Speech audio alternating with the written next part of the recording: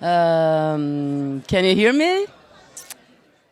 Your Excellencies, ladies and gentlemen, good morning and welcome to day 2 of the 55th Leangkollen Security Conference. It's really good to see so many of you coming out to Winter Wonderland this morning. This conference day is divided into 2 sessions, one called China's Military Capacity and Strategy, the other toward a new Cold War. You may read more about the different topics and questions we are going to introduce and discuss in our program. We also find biographies of all our speakers. They will also be properly introduced one by one by our moderators today, who will be introduced in a short while. In the last session today, we have also invited 4 of our members of the parliament that are members of our board as well, who will discuss how China's rise and the likelihood of a new bipolar world order would impact small states like Norway, as well as to what extent our politicians have taken this into account in their new long-term plan for the Norwegian armed forces that will be presented to the parliament this spring. But now, let me welcome and introduce our opening speaker this morning, Norway's Chief of Defense since 2013, Admiral Håkon Bruun-Hanssen. Admiral Bruun-Hanssen started his military career in 1980 and will end it this autumn, as I have understood, if I'm correctly informed. I will not read his impressive CV, only advise you to look it up in the program. Please, Admiral, we are very much looking forward to your speech. The floor is yours. Give him a big hand. Well, thank you. Thank you very much, Kate. It's a great pleasure to be here. And I'm also thrilled by the fact that I've been invited to say something about the Chinese challenge. I mean, the Russian challenge is something I speak about nearly every day. The Chinese challenge, however, is a bit more distance from Norway. Or as my esteemed colleague said, there's only one country between Norway and China. It's a fairly large one, though, but still. What I'll do when it comes to looking at the Chinese challenge in a military perspective, I will be looking a bit at the general rise of the military capability in China, why it is arising, and I will focus at the end on the Arctic region and what is particular in our vicinity. One important aspect of China's rise as a global power is that the simultaneous ongoing modernization of the People's Liberation Army. It is being transformed from a territorial army to a modern joint armed force with increasing power projection capabilities. The party leader and President Xi Jinping has consolidated power in his hands. His ambitions on behalf of the emerging superpower is reflected in China's increasing assertive and self-confident policies and activities. China is to play a central role in the international arena, a country which is treated with respect, a country with considerable influence globally. China's present internationality is increasingly being felt by us all, in terms of a still fast-growing economy, in terms of its dependence on extensive international trade, and in terms of China's investments abroad.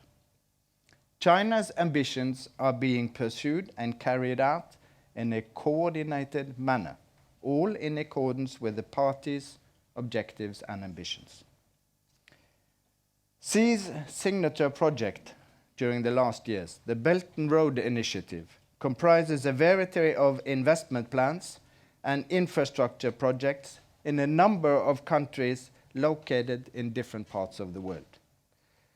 The Belt and Road Initiative is a key instrument to enhance China's position and influence. And in this context, China's presence internationally is supported by the transformation and the modernization of the People's Liberation Army.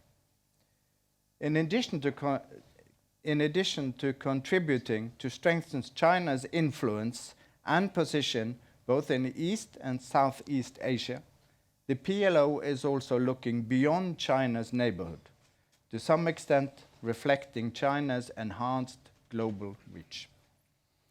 China is in the process of becoming a global power with increased military reach. This may also influence Norway's security and defense interests, both directly and indirectly.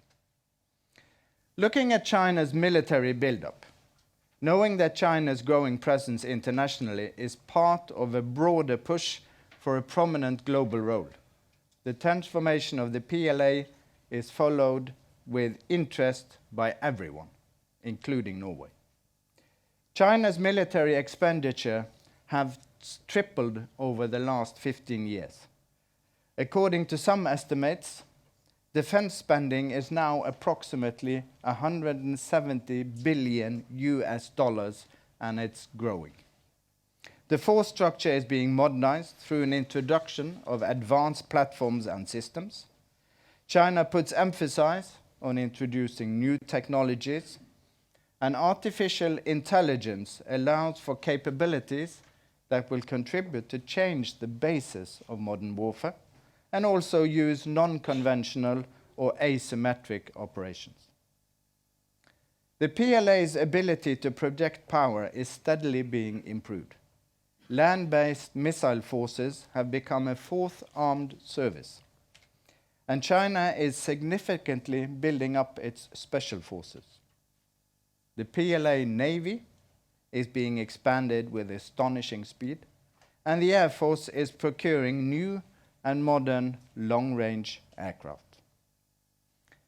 China's aircraft program is in development, and it is believed that China will be moving towards a future nuclear-powered, large capability carrier. The two carriers currently sailing will offer the PLA important training and experiencing in operating carrier strike groups. The carriers are supported by a large number of increasingly capable multi-role frigates and destroyers. In addition, several strategic support ships provide the endurance, the sustainability, and ensure the longer reach. The first type of the 75 landing helicopter dock was launched in September last year. When it is outfitted, the vessel will augment the already existing expeditionary capability in the Type 71 landing platform dock. Announced plans for additional units of both classes point to a significantly increased capability for overseas operations. However, there is a reason to be prudent in assessing the PLA's military capabilities. The rapid expansion and transformation may create substantial challenges as the Chinese introduce a high number of new platforms which need to interact and perform efficiently in order to frame a joint operational force. To ensure appropriate cooperation and coordination across the services, making this work will require time. Moreover, the lack of combat experience constitutes also a drawback. Compared to the United States and Russia's armed forces or units, China has some distance to go in order to catch up. In this context, the military cooperation we now are seeing with Russia might enhance the PLA's operational skills and abilities in the future. In addition to safeguarding China's sovereignty and national unity, the PLA has been tasked to ensure strategic deterrence, safeguard China's interests in space and cyberspace, and participate in international security cooperation. The modernization of the PLA should be seen in the relation to Taiwan's role in China's policy. China is strengthening its military position on the doorstep of the South China Sea and the East China Sea. In parallel, these capabilities that China develops are capabilities for blue water operations and over-the-horizon power projection. The United States has traditionally been the dominating military power in China's vicinity. Key lines of transportation are passing through the South China Sea and the East China Sea to various Chinese ports as well as South Korea and Japan. The US has bilateral alliances with Japan, South Korea and Australia with subsequent treaty obligations in the area. China considers the US presence in East Asia to be unwelcome and wants to weaken it. Simultaneously, Beijing wants to strengthen its own position in neighboring international waters. In addition, as we all probably know, oil and gas resources in the South China Sea are a cause of dispute in that region. The surrounding countries have competing claims to the disputed islands, reefs, or objects. In recent years, China has increased its effort to reclaim land in the South China Sea by creating new islands. China has constructed ports, military installations, and airstrips on the Paracel and the Spratly Islands. The Permanent Court of Arbitrage in The Hague has ruled against these actions as a breach of the UN Convention on the Law of the Seas. But China refuses to accept their authority. Adding to this picture, China has increasingly interfered with the freedom of navigation, warning military and commercial shipping away from the artificial islands in the area. China has been using its Coast Guard vessels, maritime militia, to contribute to build a permanent presence and influence in this region, without risking a military confrontation with other nations. The United States, on the other hand, has responded by regularly conducting freedom of navigation operations in these areas. China's quest for expanding influence globally and her growing demand for natural resources has also led to the build-up of a large merchant and naval fleet. China's merchant fleet is considered a strategic asset. Raw materials and finished products are primarily transported by sea, and the sea lines of communication between China and the West are vulnerable with several critical choke points. China's strategy is to strengthen her influence, her presence and ability to protect these sea lines of communications. The sea lines through the Indian Ocean link China to the Middle East, including the Straits of Hormuz, East Africa, and through the Suez Canal to Europe. As a result of this, China has established a regular naval presence in the Indian Ocean, also with nuclear submarines. India is increasingly concerned by China's growing influence in the region, and in cooperation with Japan, they are working to contain some of China's weight in the region. Looking to the High North, so far, China's military footprint in the High North is non-existing. China is, however, keenly interested in the Arctic and has expressed preferences for taking part in activities related to natural resources, oceanography, research, and transportation.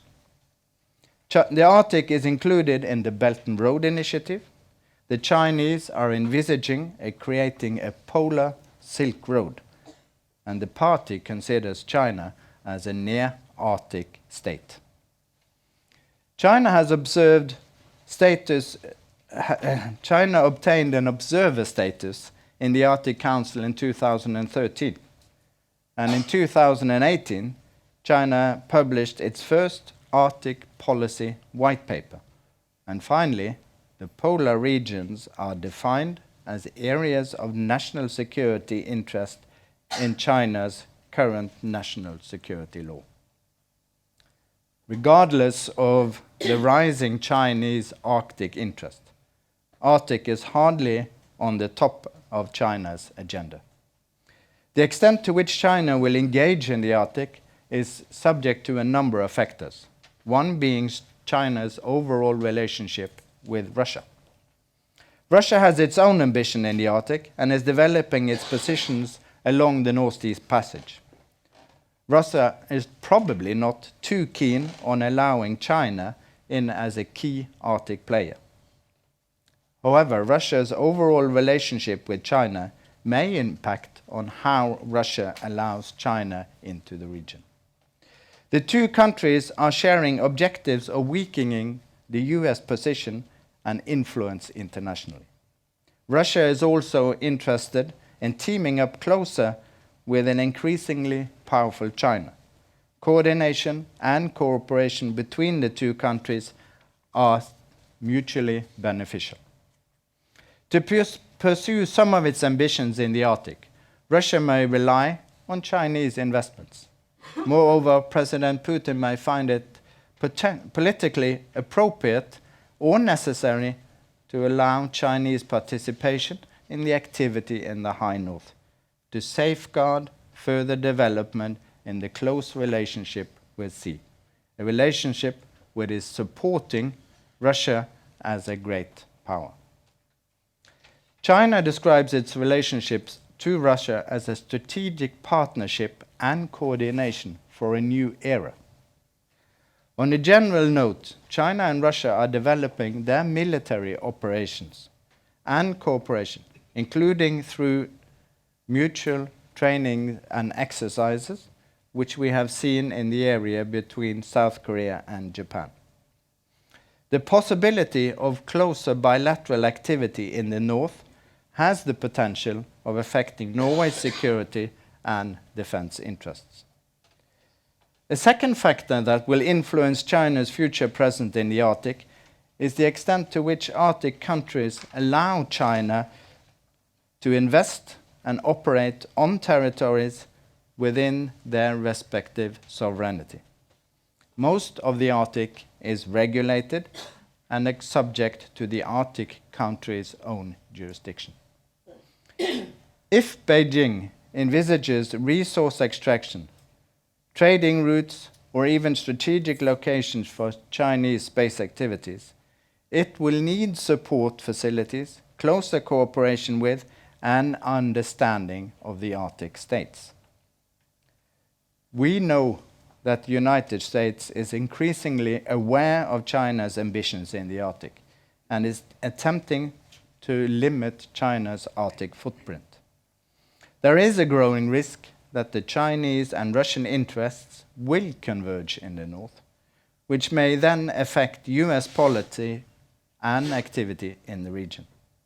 If China is further involved in activities related to trade, infrastructure, transport, and natural resources, we cannot rule out that such a presence may be followed by an emerging military presence in the future. China now has 2 icebreaking capable research ships for polar regions, and it has started a project to develop new types of icebreakers for Arctic operations. The investment underlines the effort to increase future engagement in polar regions. It is in Norway's interest to keep the Arctic as an area of low tension and regional cooperation. As Russia has strengthened its presence in the Arctic, that China is underlying its interest in the region as part of its global drive, these developments may carry security and defense-related consequences and risk. Consequently, Norway will follow the development in our neighborhood very closely. Norway oversees a large economic zone with significant resources and rely on international agreements and arrangements which regulate and protect the natural resources in the oceans and on the continental shelf. Let me conclude by saying that the international strategic landscape is changing. The emergence of China as a key actor is a major contributor to this change. Part of the picture is Chinese growth and expanding presence into distant regions. The ambition of being a global power implies global presence, which also includes Norway's part of the world. Norway is affected by China's rise, also in the security and deterrence area, and we need to learn more and decide how to respond to this development. China's military buildup is unprecedented. The transformation of the PLA challenges US interests both in Asia and beyond. Approximately 70% of the world's total defense expenditure are now being spent by countries around the Pacific Rim. China's growth in military capability contributes to a new arms and technology competition, in particular with the US, which may affect the global stability. The potential for closer Chinese-Russian cooperation and coordination, in particular in the High North, may affect our security. The US is increasingly focused on China.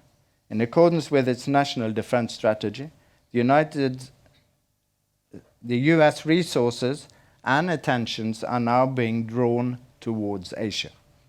The US is also an Atlantic and a Pacific power, and the balance between the two will affect US policy and the use of American power. This will have impact on the North Atlantic, Europe, and Norwegian security and defense. We do not yet know how or to what extent.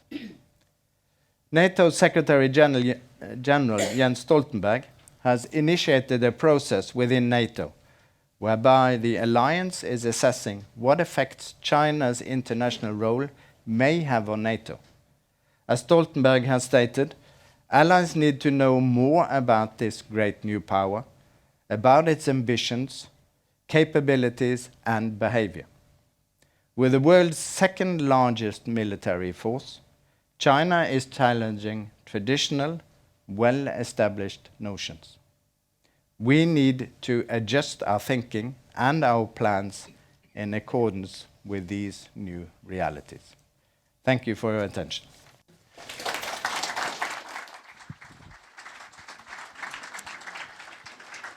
Thank you very much, Admiral. And I'm very happy also that you have time to spend the next 2 hours together with us. So you will also take part in the panel that will be led by my good friend, Julian Lindley French. He's both a personal but also a good friend of the committee. He's a leading strategist, advisor, and author with 11 books published, many articles, and a highly interesting blog too. Julian is British and is very happy that we are not discussing Brexit in this conference. I will leave the panel to you, and we will looking forward to hear the discussion and also all the interventions. Please, Julian. Thank you, Kate, my dear friend Kate. Great to be here, and lovely to see a lot of friends here at Leangkollen. Many years ago, when I was young and strikingly handsome, I attended a dinner in Hong Kong, where I was based, with the famous Governor Jock the Sock Macklehose. I kid you not. Great name. And we had a guest, a very senior American officer. And over the dinner, at the time, we were discussing China. And we had 3,000 Royal Marines and Gurkhas defending Hong Kong. And over the border, there was some 800,000 PLA. It was what we thought was a fair balance. And the American admiral, at one point asked Jock, he said, so, Governor, what would you do in the event of a Chinese incursion? And Jock thought about this for a moment. He said, well, we have two options. Option one would be a withdrawal and just carried on eating. Didn't say anything. Silence for 45 seconds or so. Until the Admiral said, and your second option, Governor? Oh, an extremely rapid withdrawal. Now, we Europeans can debate Chinese intent until the American cows go home. But I think the Admiral set the right tone. If we are truly to consider the implications of future China and Chinese power for transatlantic relations, for the Americans, and indeed for the alliance of which the Americans are a part, we have to consider capability. And, by the way, we have to consider something that we Europeans find very difficult in this age. We have to consider the worst case. What could be the worst case and its implications of Chinese power for NATO and our own defence assumptions? Something that I think too many of our political leaders across Europe, and Britain's about to undertake a big defence review, which shall play a modest role, need to begin to grip. The panel, as you can see, addressed two fundamental questions that Kate has set. Is China's presence in Europe and the Arctic a case for NATO? And if so, how should NATO respond to China's increased interest in the region? Now, to discuss this, I'm honoured to chair a very distinguished panel. Bios are in the programme. Andrew Scoble, my old friend General Ben Hodges, Vice Admiral Hervé Bléjean of NATO, and Camilla Sorensen. And then, once they've presented, we will open the floor to a debate. Now, team, I am a ruthless and utterly corrupt chairman. So 10 minutes maximum, and I'll give you a warning after 8 so that we maintain momentum and deliver on the objectives of the session. My aim, when we leave here, is to have a far better understanding of China's military capacity and strategy, and some sense of the choices, particularly that we NATO Europeans face in contending with the challenge that raises. So, with that in mind, in order of programme, Andrew, sir, the floor is yours.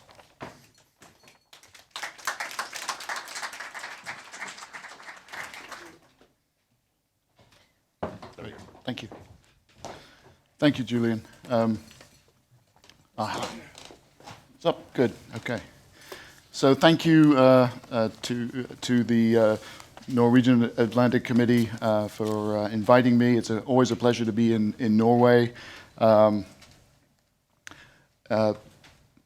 of my I have multiple affiliations, the most recent of which is the Marine Corps University. So it's not in the program, but I have to mention, and it's on that slide, I have to mention that, and the Marines are thinking very carefully about China, just like the U.S. Marines are thinking very carefully about China, as are forces in Europe and elsewhere. So, quick disclaimer too, what I'm about to say represents my own views, not those of any organization with which I'm affiliated. Over the next few minutes, I'll talk about definitions, what some of these terms mean on the first slide, and the operating environment, missions, out-of-area responsibilities, and then lastly, some implications for Norway and NATO. So I think the overall takeaway I hope that you will get from these few minutes that I have is that China militarily is still fundamentally a regional power, but a regional power with growing global presence. So let's see, I'm technologically challenged, so that's good. We're off to a good start. So those terms that I mentioned listed on the first slide. Military power, take it to mean basically power projection, the ability to project and sustain power. Now, it's of course a US definition, but I can get away with that because of the next point I'm going to make, which China's aspirations are to create a world-class military. And who do they have in mind as the gold standard from a Chinese perspective? It's the US Armed Forces. And this is a quote from the latest Chinese defense white paper. Also, what do I mean by armed forces? Or actually, what do the Chinese mean by armed forces? They mean more than just the PLA. When they talk about the People's Armed Forces, they're talking about not just active duty military, but the reserves and paramilitary forces like the People's Armed Police, the Coast Guard, and the militia, and the Admiral mentioned the maritime militia. So if you remember, Bob Ross yesterday was talking about making everyone depressed, talking about comparing numbers of surface vessels that the U.S. Navy has versus the PLA Navy. You can get even more depressed if you add in Chinese Coast Guard vessels. So important to keep that, not ignore, not just focus exclusively on the PLA. Whoops. All right, so this is, in this slide, it's busy, but I'm trying to talk about the operating environment for China's armed forces. And it's not to be trite, but it's kind of a four-ring circus. And this conception of four rings of security or insecurity is not a Chinese one. It comes from a book I co-authored. And yet, when I present these ideas to Chinese audiences, no one ever says, "No, Andrew, you're wrong."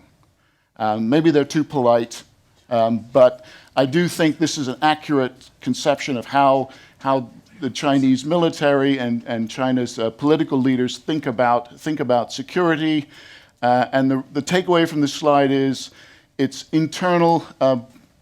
China's armed forces, their focus continues to be domestic and neighborhood responsibilities primarily. So that's why I talk about domestic drag, that there are still significant responsibilities, if not primary responsibilities, frontline responsibilities, at least backup responsibilities for China's PLA. Then the periphery and China's power or military power projection is really getting pretty good in the third ring, out to the third ring, within the Asia-Pacific neighborhood. It's still challenged to deal with power projection out beyond its immediate neighborhood into the fourth ring. And yet those overseas interests are expanding significantly, and it's a challenge how China's armed forces can deal with it. So what are the missions? This is a gross oversimplification, but in essence, I think the China's armed forces have three missions: two peacetime missions and one warfighting mission. So I won't dwell on the warfighting mission, but basically, first it's to protect, safeguard China's so-called core interests. Some of them are explicitly mentioned, some are implicit, but it's essentially territories that China claims or controls and wants to hold on to or acquire. But a more challenging set of interests or mission is to protect China's overseas interests, and this is a definition from the Chinese 2015 white paper, but really it boils down to people and stuff. And Chinese citizens are increasingly traveling, living, working in regions around the world. Some of these countries are pretty unstable. And so it's a challenge. The challenge that Beijing has is how to protect these things. So we tend to focus on infrastructure, the Belt and Road Initiative. How does China protect this infrastructure it's building? And that's legitimate. That's a legitimate thing to talk about. But I would suggest it's more important from Beijing's perspective to think about how to protect their people.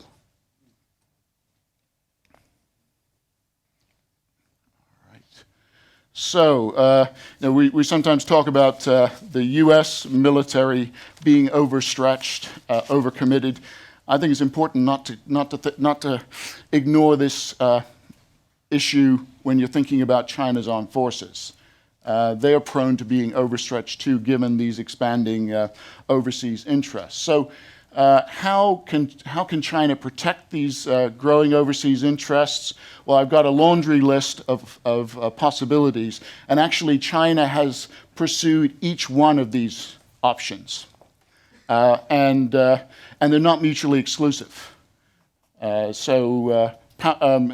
Improving its expeditionary capabilities, by the way, it seems like the Chinese Marines are being expanded to be set up to be a rapid reaction force.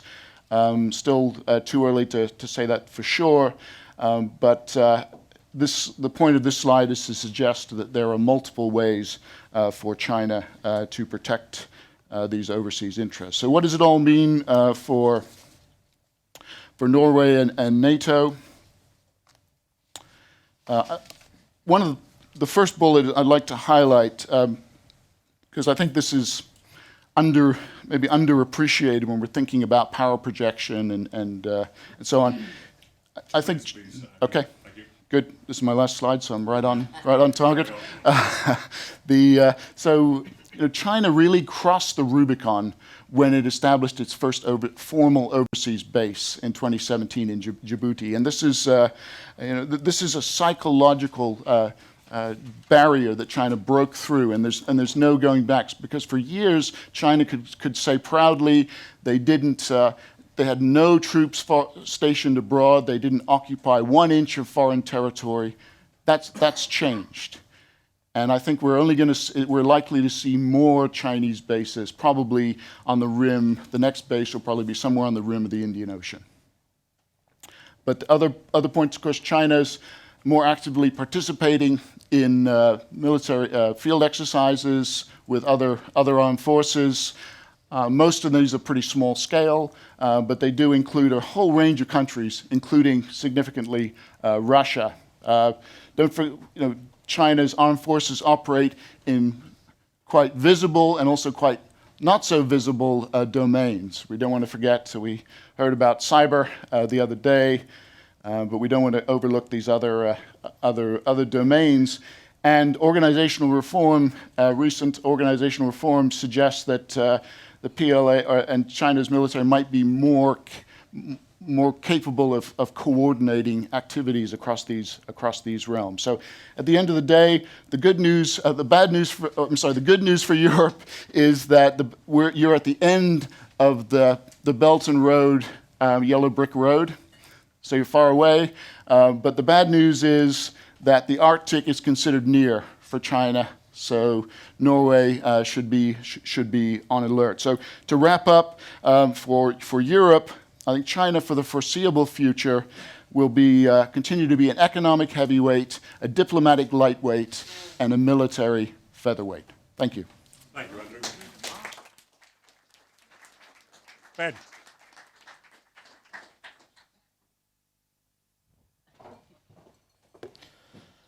So, I am from the great state of Florida, and we have so many Canadians that own property there and come there every winter that I am declaring on behalf of Governor DeSantis that we are a near Arctic state also.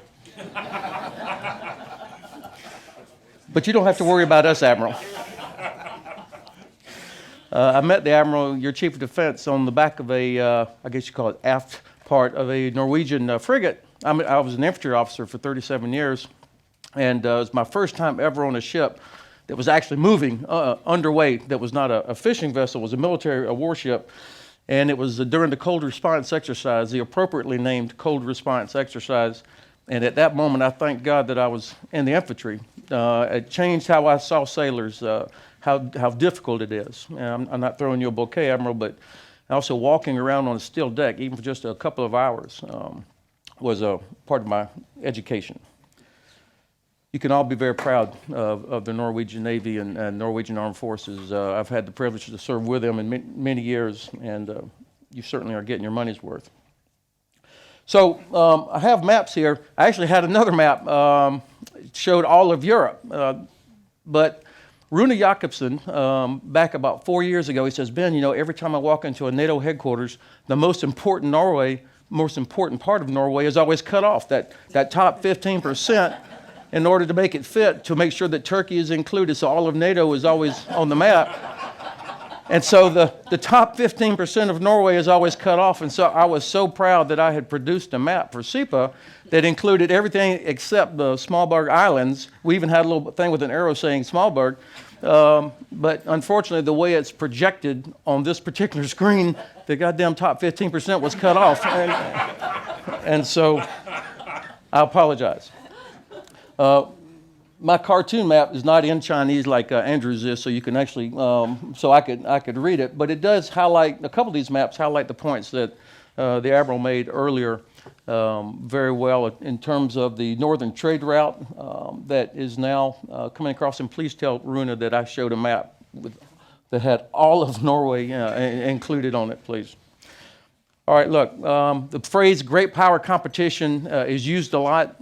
I believe that great power competition actually prevents great power conflict if we actually are competing in all the domains. And you're familiar with the DIME construct, D-I-M-E, diplomacy, information, military, and economy or economics. And most military people prefer that the M be a very small m. We prefer capital D, capital I, small m, capital E.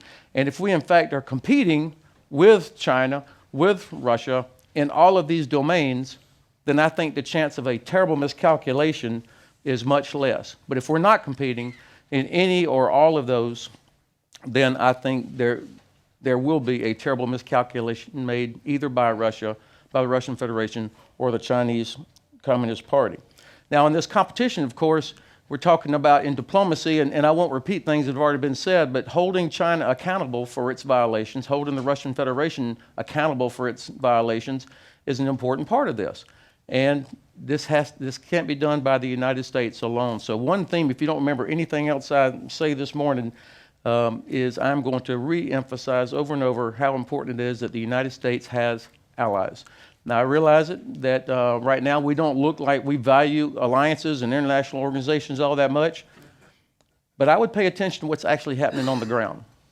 The number of U.S. troops that are in Germany, not rotational forces, but stationed in Germany, has actually increased under this administration. The amount of money that the Congress has authorized for European Defense Initiative has actually increased during this administration. Everything that President Obama promised at the Warsaw Summit has been delivered, plus during the Trump administration. So I'm just saying, don't base what you think purely on what you read, but take a look at what you see. And we're on the front end of an exercise called Defender 20 with more than 20,000 American soldiers coming from the States to Europe for an exercise. That's a heck of an investment for a country that doesn't care about the alliance, that has turned its back on Europe. That's what's going on. So I would ask that you have more confidence in your American ally. But we also have to compete economically.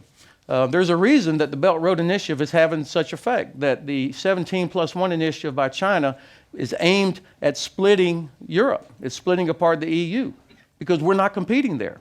So countries that are less, that need infrastructure, for example, we should be investing in that infrastructure, not standing by as China comes in and invests in that infrastructure. Huawei is another example. When I hear people say, well, you know, China, what China provides is actually is cheaper. And Nokia and Ericsson are still a year away. Well, fine, put money into it, speed it up. There's no reason that we should not be competing in this domain, also offering an alternative. And by the way, I was happy to read just the other day that Norway has decided to go with Ericsson to provide most of your 5G network, which I think is smart to do. So why does this all matter?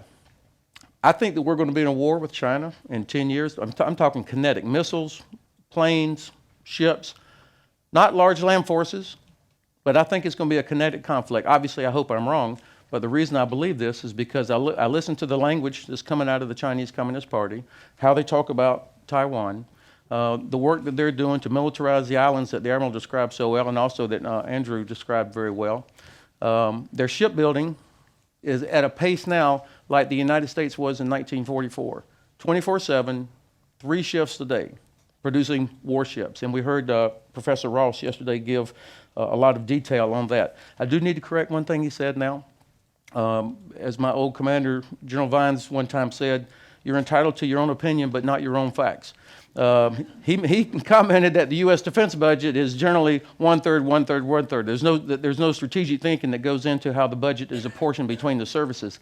The Army has always dreamed of having one-third of the defense budget. We've never come close. We actually have 24%, which is significant, but the Army, if you add together all the tasks and requirements put together by each of the combatant commanders from U.S. European Command, Pacific Command, Southern Command, and so on, 60% of those tasks all go to the Army. So I do wish we had a bigger Navy. Admiral Gilday absolutely needs more, but I just want to correct the record on this one-third, one-third, one-third. Not that there's an abundance of strategic thinking in the Pentagon all the time, but we're a little bit more clever than that. The language that comes out of the Chinese military is also somewhat concerning. When an admiral says Americans are not willing to take casualties, we need to sink a carrier, 5,000, and watch them leave. I mean, I'm not talking about some old retired guy like me. I'm talking about from an active duty admiral talks like that. I think the Chinese actually are looking for a fight. I think there is an attitude inside the Chinese military. The last time the U.S. fought China was in the Korean War, and we didn't do so well. And that was about 65 years ago. So I hope I'm wrong, but I think that's the path that we're on. And if that's the case, the United States needs allies more than ever. So what's the impact for NATO? Even with the biggest defense budget in history, we do not have the capacity to deter Russia, protect Middle Eastern oil and our friends in the Middle East, and contain China and do anything else. There's just not enough. There are 500,000 U.S. Army soldiers. 500,000, 500,000. That's really 6 big football stadiums. Wembley holds about 92. All right. That's the whole U.S. Army. Fits in 5 stadiums. That's not a lot when you think about required sustained land operations. We do not have enough capacity to do it all. And so if we want to prevent a conflict with China, then we're going to have to put more and more emphasis in the Pacific. And that's going to be primarily Navy, Air Force, and intelligence. That's all going to be going that way. So what does that mean? That means we have to have an alliance that is cohesive. And Lord knows they should be working on the statute for Secretary General Stoltenberg right now. What an incredible job he's done when at the end of the London leaders meeting, he's got President Trump defending the alliance against President Macron. I think Secretary General Stoltenberg probably has a big statue in his future. Continue doing exercises. Focus on readiness. And nobody does big exercises better than Norway. I've been here for cold response twice, and of course trying to juncture. These kind of exercises are expensive, but they not only build capability, they also signal will. And deterrence is all about having capability, demonstrating capability, and demonstrating the will to use that capability. In conclusion, we are going to have to compete in all 4 domains. Diplomacy and the information space. Why is it 2 consecutive major medical crises in a row, the Chinese government is so reluctant, so non-transparent, and then the rest of us end up paying a price as well as their own people? So why would you trust that government with your communications network also? So understanding, acknowledging the threat of who we're dealing with if we're serious about preventing a conflict.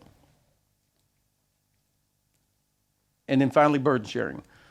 I'm not going to even say the 2% more than one time, and that was it. There's other kinds of burden sharing. Burden sharing, I think we should be more sophisticated about what burden sharing means.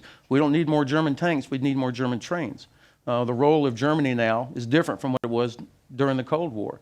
So why not count investment in infrastructure, rail capacity, cyber protection? Right now, the Port of Bremerhaven, it could be shut down with a relatively simple hack, which would be the equivalent of 20 Iskander missiles landing on top of it. So defense against cyber attack, in my mind, ought to count towards 2% as well. And then, of course, the other form of burden sharing is actually taking on missions, protecting oil flow out of the Middle East, doing what the EU is doing in Africa and in the Sahel already, like what France is doing. That's a form of burden sharing as well. And I think we ought to take that into consideration, because the best way to prevent conflict is being prepared for it with a cohesive alliance. Thank you. Thank you, Brandon.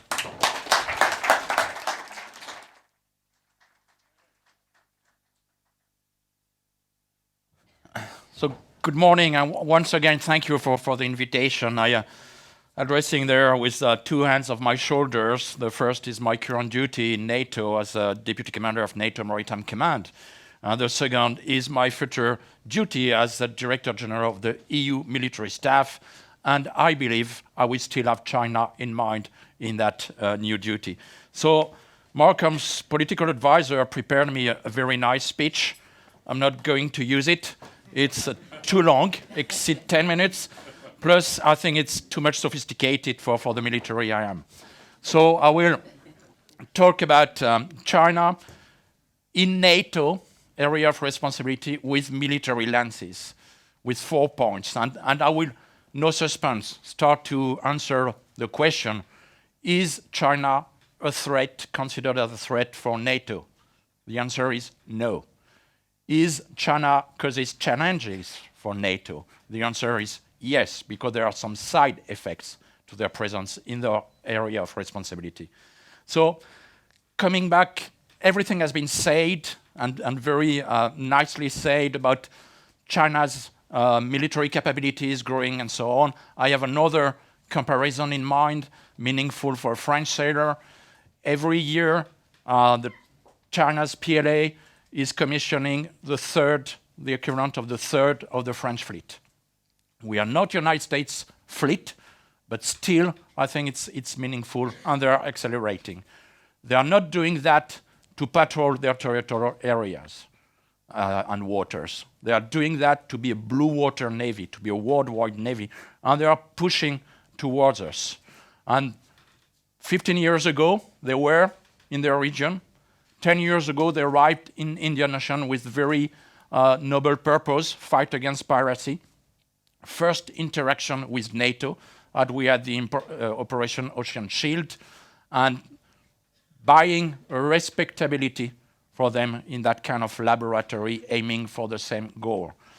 When I was force commander at Atlanta in 14, we did the biggest exercise ever played between China's task group and Western forces called Golden Stars. That was just before the new Chinese president was going to pay an official visit to Brussels. I've been invited by my new best friend of the world, Senior Captain Li Pensheng, to visit all the ships there. And after visiting the ships, he asked me, so what do you think? And I found nothing more clever to answer, well, it's so clean you could eat on the floor. Well, that was not really the answer he was expecting. But I had some conclusions about it, where those ships were really neat, but they were also underused. They were not really using them. They were windows. They were a show of their capabilities. And I realized that when he told me the answer he was expecting. No, that's not what I'm wanting from you. Well, look at the technology. That's yours. We have copied your technology. It's looking like yours. No, we have to learn to use it. So that's why we are coming to see you and to interact with you in a neutral area. So that's what we have been doing there. Then they built Djibouti base. Also that has been commented. I would like just to remind you something, that before building the base, they made Djiboutian government borrow them $3 billion. And the Djiboutian government will have no way to pay their debt. No way. So that means in the worst case scenario, in Djibouti being in the backyard of NATO area of responsibility, if China say, well, a way to pay your debt is to kick out the other military forces in Djibouti, I think the Djiboutian government will do it. And that will be a real difficulty for us. So, second point, no, they are entering NATO area of operation, of responsibility, so which encompasses North Atlantic, Med, Black Sea, Baltic Sea, up to the high north, and I would finish with the Arctic. So they are there. They have been there twice before being regularly, only for operational purpose. So remember, they did very efficient non-combatant evacuation operation in Libya. And also they took part in the evacuation of chemical weapons from Syria, being coordinating with the Danish-led operation at this time.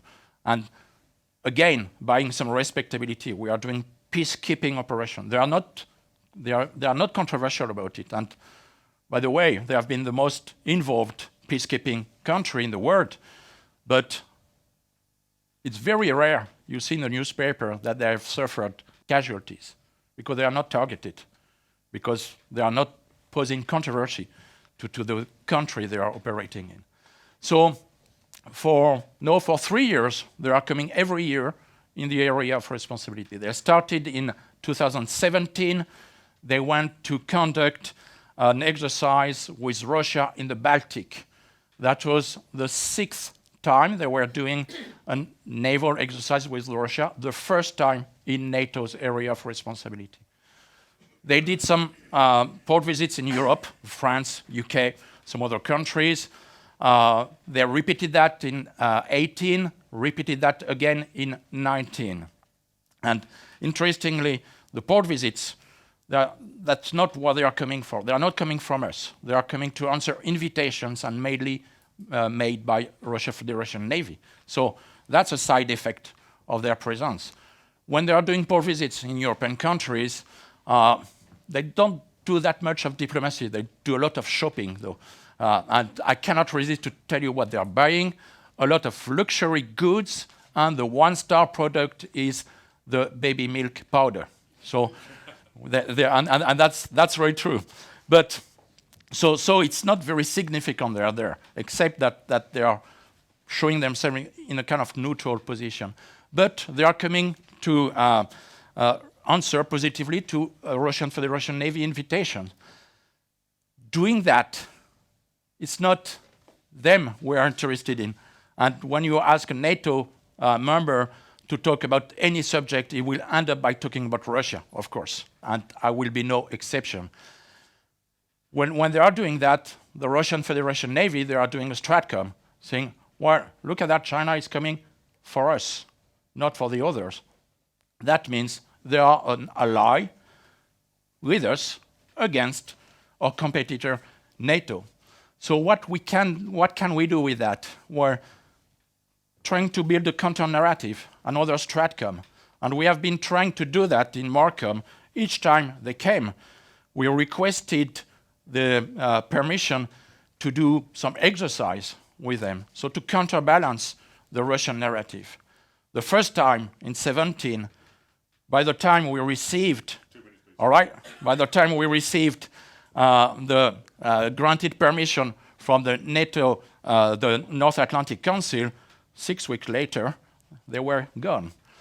And the last time, last year, one nation broke silence after silence to make sure we are delaying the answer because it was not matching the national agenda elsewhere in the world.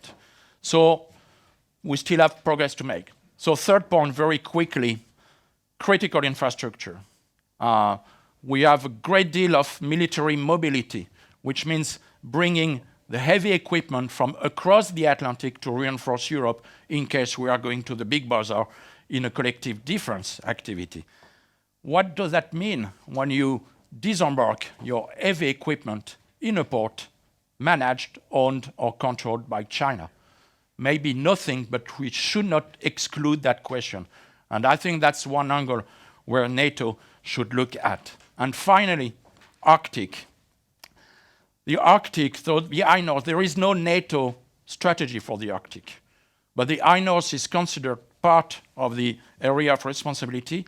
And we have to keep in mind that this area is a key for the nuclear naval capabilities of Russian Federation Navy and also for the 3 nuclear deterrent nations in NATO, because that's where the game could drift away.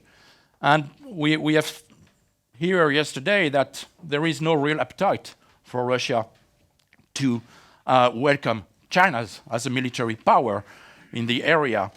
But we cannot afford to have Arctic as an area of friction. So we have also to pay attention to that point. And so when we're talking about Chinese, we're always quoting some proverb. Again, I will not be an exception. And I found a nice proverb about bipolarization. When the elephants are fighting, the grass is suffering. We are part of the grass community there. Thank you.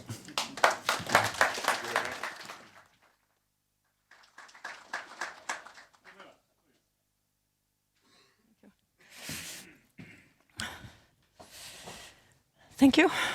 Do I put it on here myself? Okay. Okay, but first of all, thank you also to the organizers for inviting me. What I'll try to do in my brief introductory talks here is to contextualize and examine the drivers, the why, behind China's growing strategic priority of the Arctic, and then the Chinese approach or the Chinese tactics to establish a Chinese presence and influence in the Arctic, the how. And then I'll try to have time to open a bit for discussion of the challenges and the implications as they play out in the region and as they play out in US, China, and Russia relations. But first, a few words on the developments we see in the Arctic. We heard a bit about this already this morning. The Admiral also touched upon it in his opening remarks.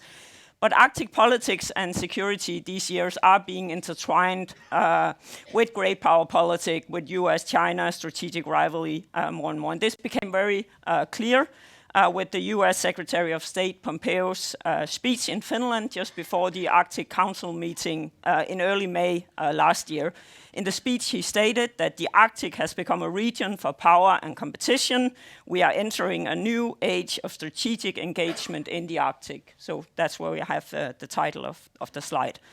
And the speech was followed by the updated US DoD Arctic strategy in June last year, with the same overall focus on the Arctic in an area of great power competition and this US-China strategic rivalry. But on the other hand, of course, the Arctic is still a very special region, not least due to the huge distances and the amount of ice that is still there that makes all maneuver, civilian and military, very difficult.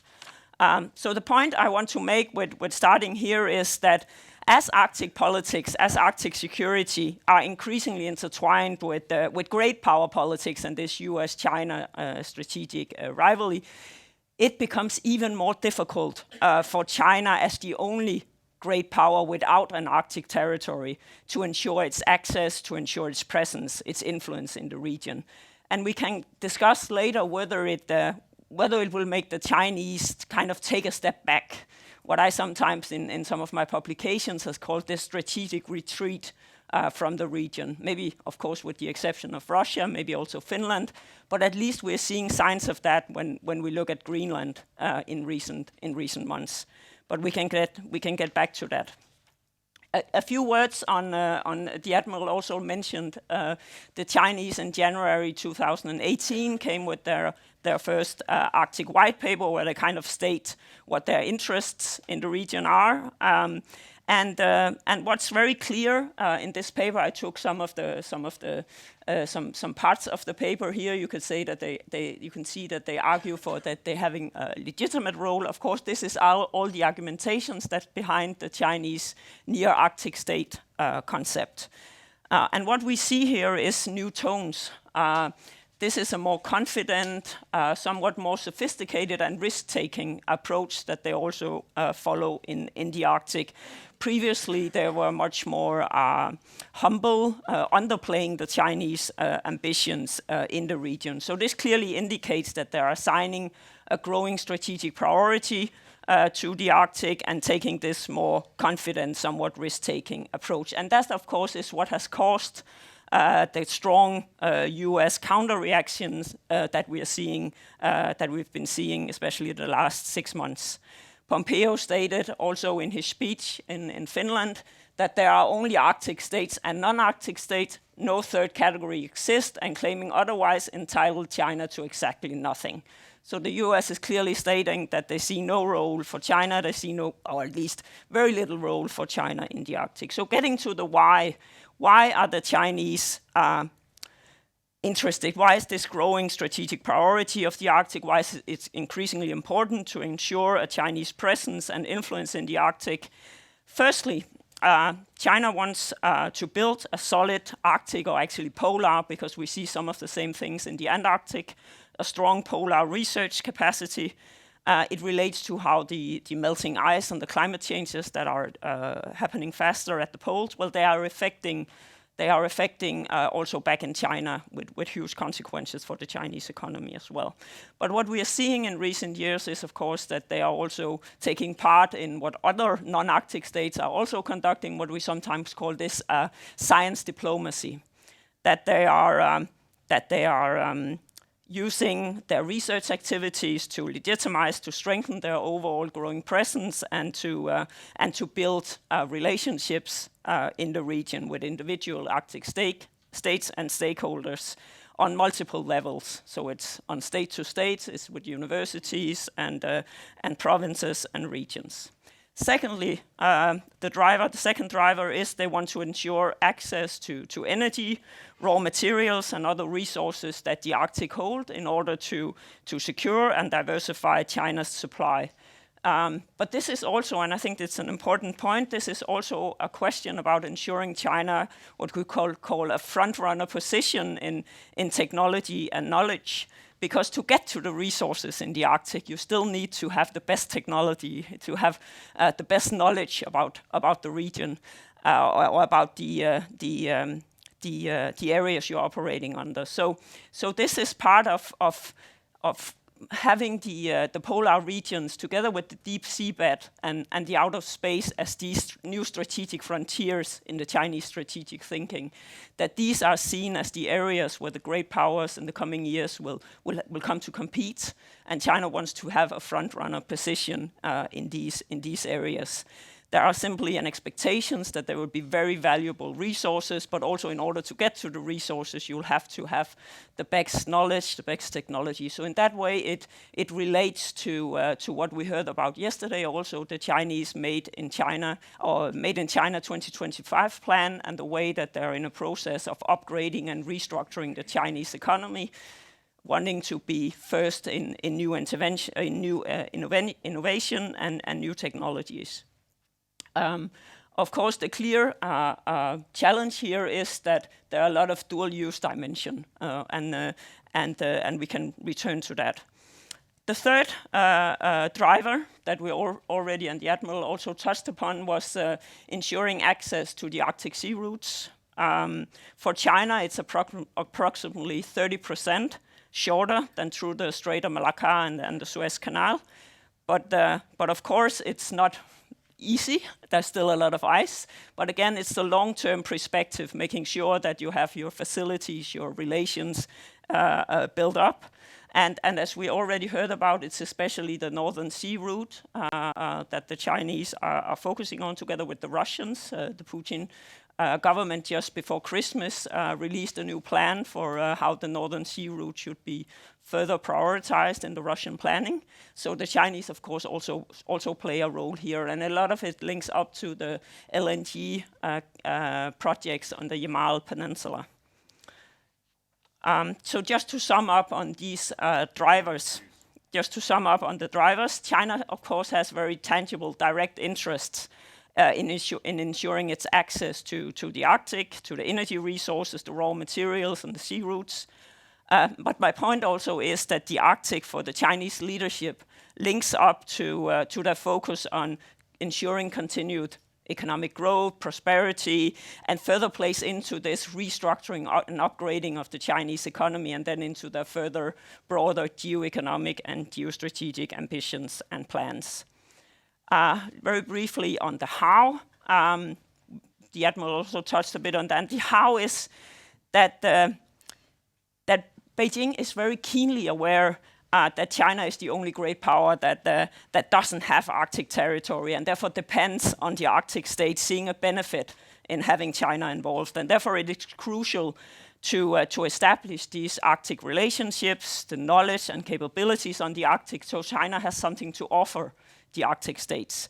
So the key focus behind China's enhanced diplomatic and economic activities in the region over the recent years have been to establish these strong and comprehensive relationship with all Arctic states and stakeholders and gradually increase China's presence and influence in Arctic governance institutions.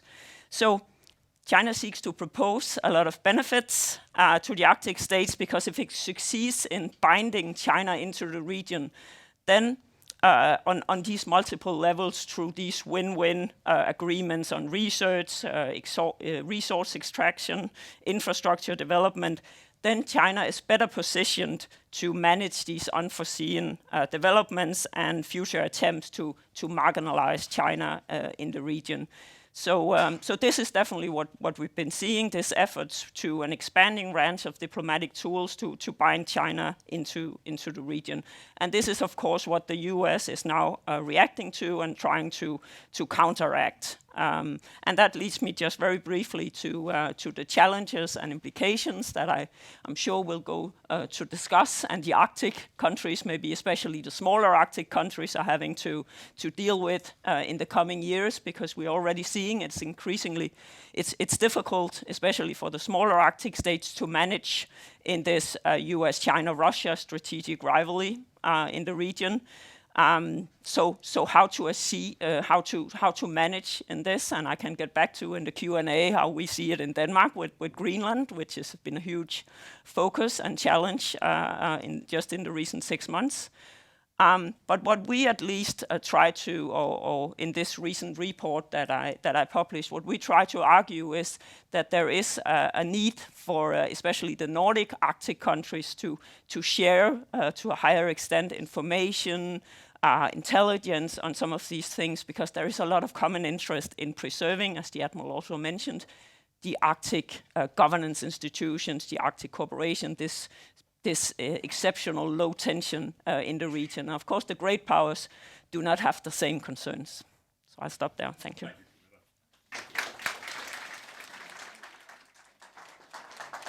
Thank you. Ben, Hervé, can I ask you a favour? Could you bring those tables across and with the seats? Great. And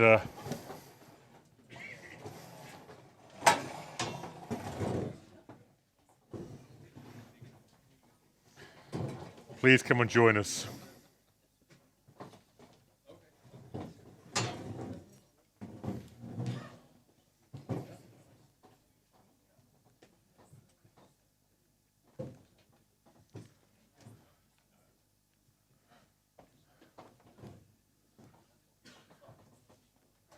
I'm trying to get a slide up on the screen. Is there a slide up on the screen?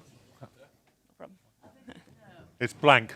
You get it in the face of it's not nice. But can you actually see the? I just want one slide up there, just to. You see, you get the light in the eyes of those. Right. Okay. Okay. Then I abandon my leadership. What I'm going to do is present a quick scenario that I want to test you with in terms of NATO, and then I'm going to open it to the floor. If you put together everything that we've discussed here this morning thus far, what is the worst case? And Ben's vision, black vision of a war with China, what would be the implications for NATO? Imagine this, a major war in Asia-Pacific. The US forced to deploy a large amount of its forces therein. There's the idea that somehow there would be a single scenario in Asia-Pacific and not a scenario in the Middle East and indeed in and around Europe with an opportunistic Russia, I find fanciful. It's likely that America's life would be complicated even further by having to face simultaneous scenarios. What in that event, with a war in Asia-Pacific in the next decade, with the Middle East in crisis, and with an opportunistic Russia in and around NATO, with Europeans forced to be the first responders in such an event, would Europe be up to that challenge, given the changing correlation of forces therein? I'll start with you, Hervé, if I can. What do you think? All right. Well, thank you. Well, I think there is one piece we have not mentioned so far that would be, for me, a worst-case scenario is that we would be so focused in conventional fighting that we will forget and will let the field for development of terrorism back. And I remember that in the new NATO military strategy, we are addressing two threats. It could be discussed, but that's the way it has been noted by nations. It's Russia and it's terrorism. And I would say, I'm pretty sure that we would be able to deal with Russia within the European continent with the proper reinforcement, maybe not in matter of troops, but in matter of equipment from North America. But doing so will be so focused on that will have to be lighter on the south flank. Yeah. And that's, I think, where the danger would be. Ben?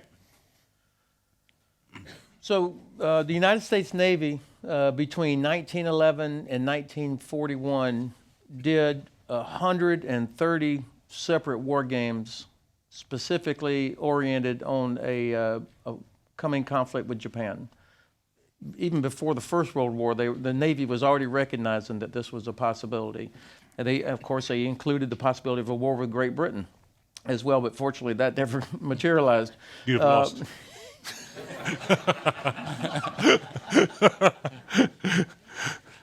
We could continue that part.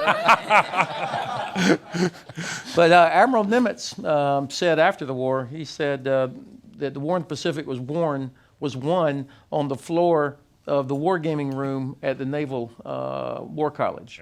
And he said that they foresaw everything that unfolded in the Pacific except for the kamikaze attacks. They had not anticipated that. Now, they also foresaw the attack on Pearl Harbor. But you still had a Navy that was controlled by battleships, by battleship admirals. But fortunately, these war games had done enough to change the thinking so that fortunately you still had a handful of aircraft carriers, and the Navy aviation was at a certain point of development that it was able to become the decisive part of the Navy's ability in the Pacific. So the point is, my biggest concern is that there is such a lack of willingness to address the possibility of an actual kinetic conflict. I hear this every time I use this 10-year thing. Why would they do that? Nobody has anything to gain from that. But it's about miscalculation, and it's also we cannot project Western thinking and logic on the Kremlin or on the Chinese Communist Party. Admiral?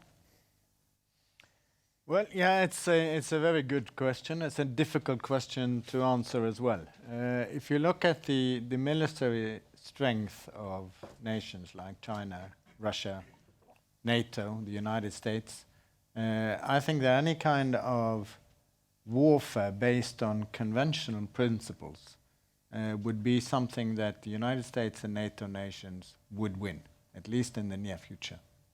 The question is, what will the losing party do when they are convinced they are losing? Yeah. They are both nuclear powers. They are both powers with tremendous capabilities in cyber warfare. They can destroy our society in different ways than through conventional warfare. And that is the scaring part. When do you get to that point, that tipping point, when you start using these kind of weapons? And history tells us, if you look at World War I and World War II, if anything like that starts, the strategic landscape totally changes through the war and afterwards. And that is the challenge, I think, whether it comes from the east, from the north, or whether it starts off in the soft belly in the Mediterranean. No, not Mediterranean, Middle East. Well, let me follow that up with Andrew and Camilla and get your response to this. Are we not in danger as well of almost a self-fulfilling prophecy of planning for the worst case promotes the worst case? Does China really have implications for the way NATO's deterrence and defence be organised? Camilla? Well, well, I think you're right that there is, of course, a risk of these self-fulfilling property, and that's why I liked the dime concept that you brought in, right? Because there has to be a division of labor, and of course, the military, as always, they have to prepare for the worst case. But then diplomacy has to come in, and all the other things that can try to prevent the worst case from happening, right? And I think there are still a lot of things to do. And I'm very concerned, as I hope my slides also indicated. I'm very concerned both about specifically in the Arctic, but also generally in the way that this U.S.-China strategic rivalry kind of come and set the overall frame of a lot of what's happening in international politics and international economy. Do you think Europeans have a role to mitigate? I hope, at least, and I think I'm somewhat encouraged by the recent EU-China strategy that we also discussed yesterday, that is somewhat more, in many ways, in Europe we've had the privilege of only approaching China as an economic market. In Denmark we still only have a growth market strategy for China, right? But now we are, especially with the Arctic for the Nordic countries, we're getting to confront China as a great power with all that, what that entails, right? And I see that development already happening in Brussels. So whether how it will be implemented, whether it's possible to get agreement among the European states, etc., we'll still have to see. Yeah. But at least there is some new thinking and some encouraging thinking in the way that they try to position themselves, if not as a mediator, then at least seeing a role in trying to find the balance between confronting and cooperating with China. Andrew, I'm listening to this conversation and I'm hearing phrases like great power politics. But I also understand that Europeans are very much focused on international community, a different set of organising international relations. Do you think they're compatible, those two approaches, or do you think great power politics that's re-emerged will in the end submerge European ideas of international community and will go back to balances of power and spheres of influence?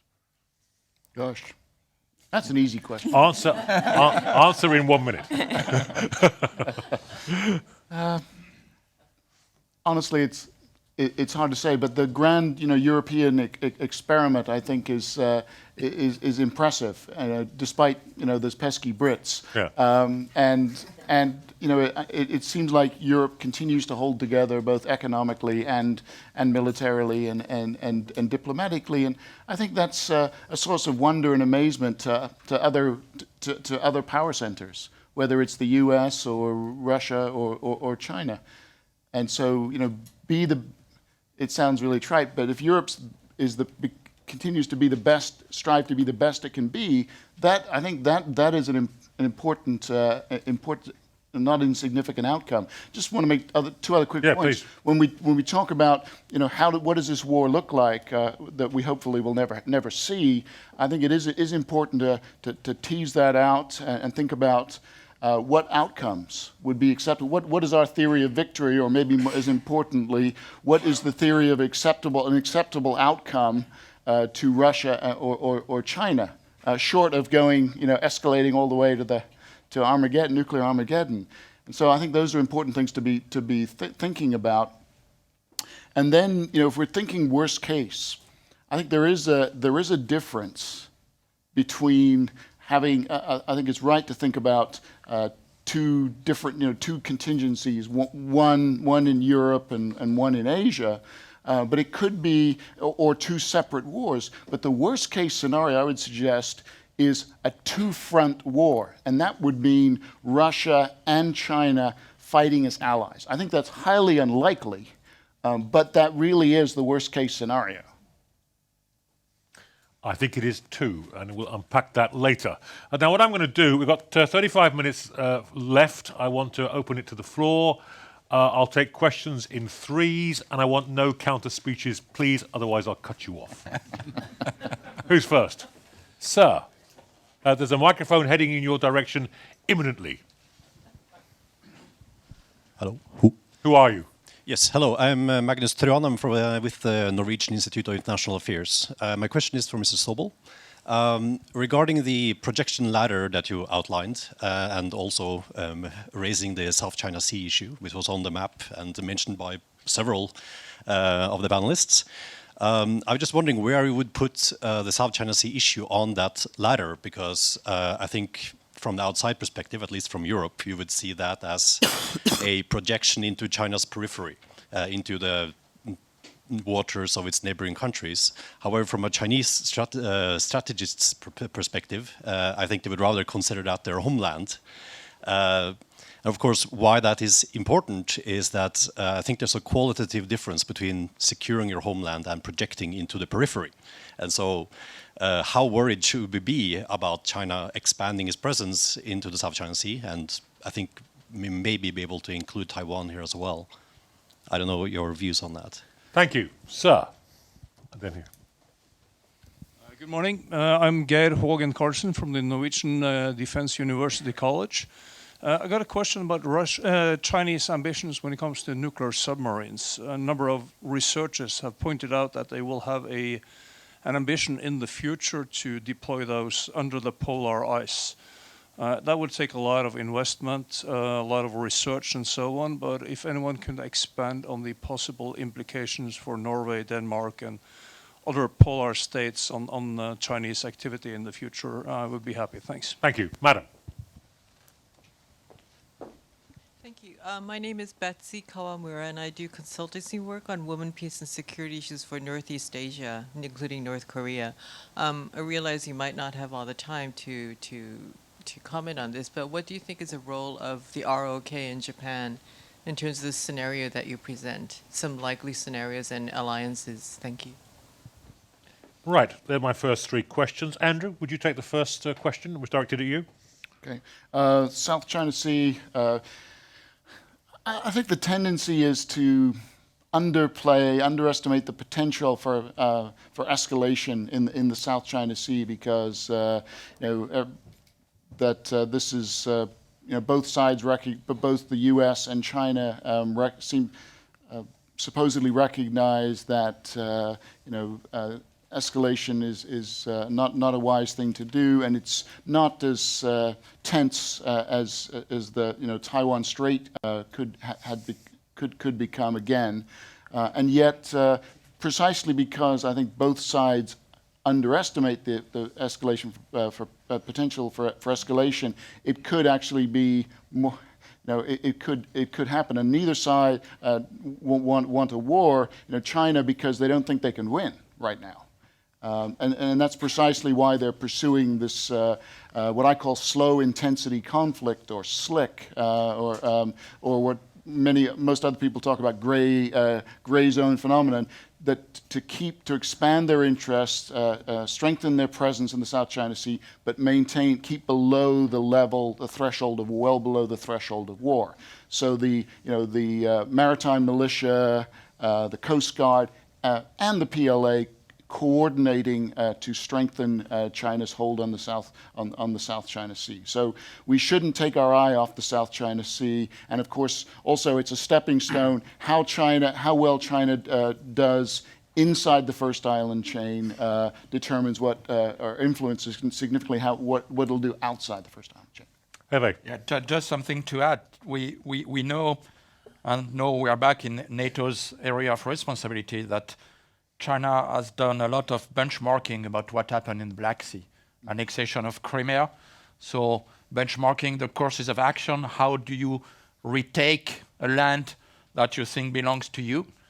And also what's going on with the Kerch Strait issue, because that's also a policy of the fait accompli in some areas, and they are very strong at that. So there are some connections there. They have not entered the Black Sea yet, but I think that will be a next move. Anyone else wish to comment on that question? In which case, I'll move on to the issue of the potential deployment of Chinese nuclear hunter-killers in the Arctic region, and I'll ask my two naval colleagues first to respond to that, and then Camilla. Admiral, it's yours. Well, first of all, I think it's quite some time before you will see Chinese submarines in the Arctic region, nuclear submarines, and even longer time before you see them underneath the ice. It takes a lot of technology, it takes a lot of understanding, it takes a lot of training to be able to do it. Well, the Russians are there, the Americans are there, the British are there. So if the Chinese come there, does it make a huge difference from what we have today? Probably not. I think the most interesting part is how how Russia will react to China introducing those kinds of offensive capabilities up in the area where they have their strategic ballistic submarines. I think that will be the largest challenge you will find. Have they? Yeah, I definitely agree with your last comment. I think Russia won't let them do that before the other powers are involved. But what we will witness is that they will first experiment in their favorite laboratory, Indian Ocean. And that's what they are doing now. We are having the first SSN, Chinese SSN deployments in the Indian Ocean. And to answer your question about bases, they are building base, one in Pakistan. And there are so many facilities in Sri Lanka that it's almost a Chinese-owned base. So they are circling the Indian Ocean to have those support facilities there. And one of the goals is to, I think, support maintenance of submarines, including nuclear. Camilla, is there a broader issue here of how China will exert influence across the military piece in the region? Do you expect to see a much greater presence of Chinese naval forces, both surface and subsurface, in the region in the future? Well, of course, it can't be ruled out, and we should be very paying a lot of attention to that. But as the Admiral also mentioned in his opening remarks, we see no evidence of such concrete Chinese military presence and activities in the region as it is now.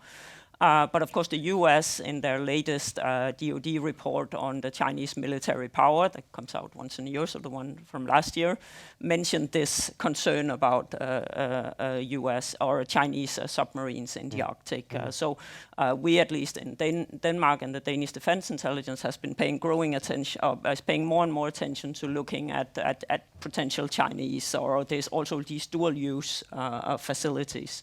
So I think there we need to be very careful. And what we are seeing, and I think it's the same in Norway here, is the question of Chinese research stations, satellite receiver stations, building research networks. So how to put up some clear demands limits on how to be able to control, have transparency in relation to how these are being used. I think that's the first real challenge there. And then with the long-term challenge, of course, is to follow, and I agree it depends very much on also the developments between China, Russia, but also China and the US, right?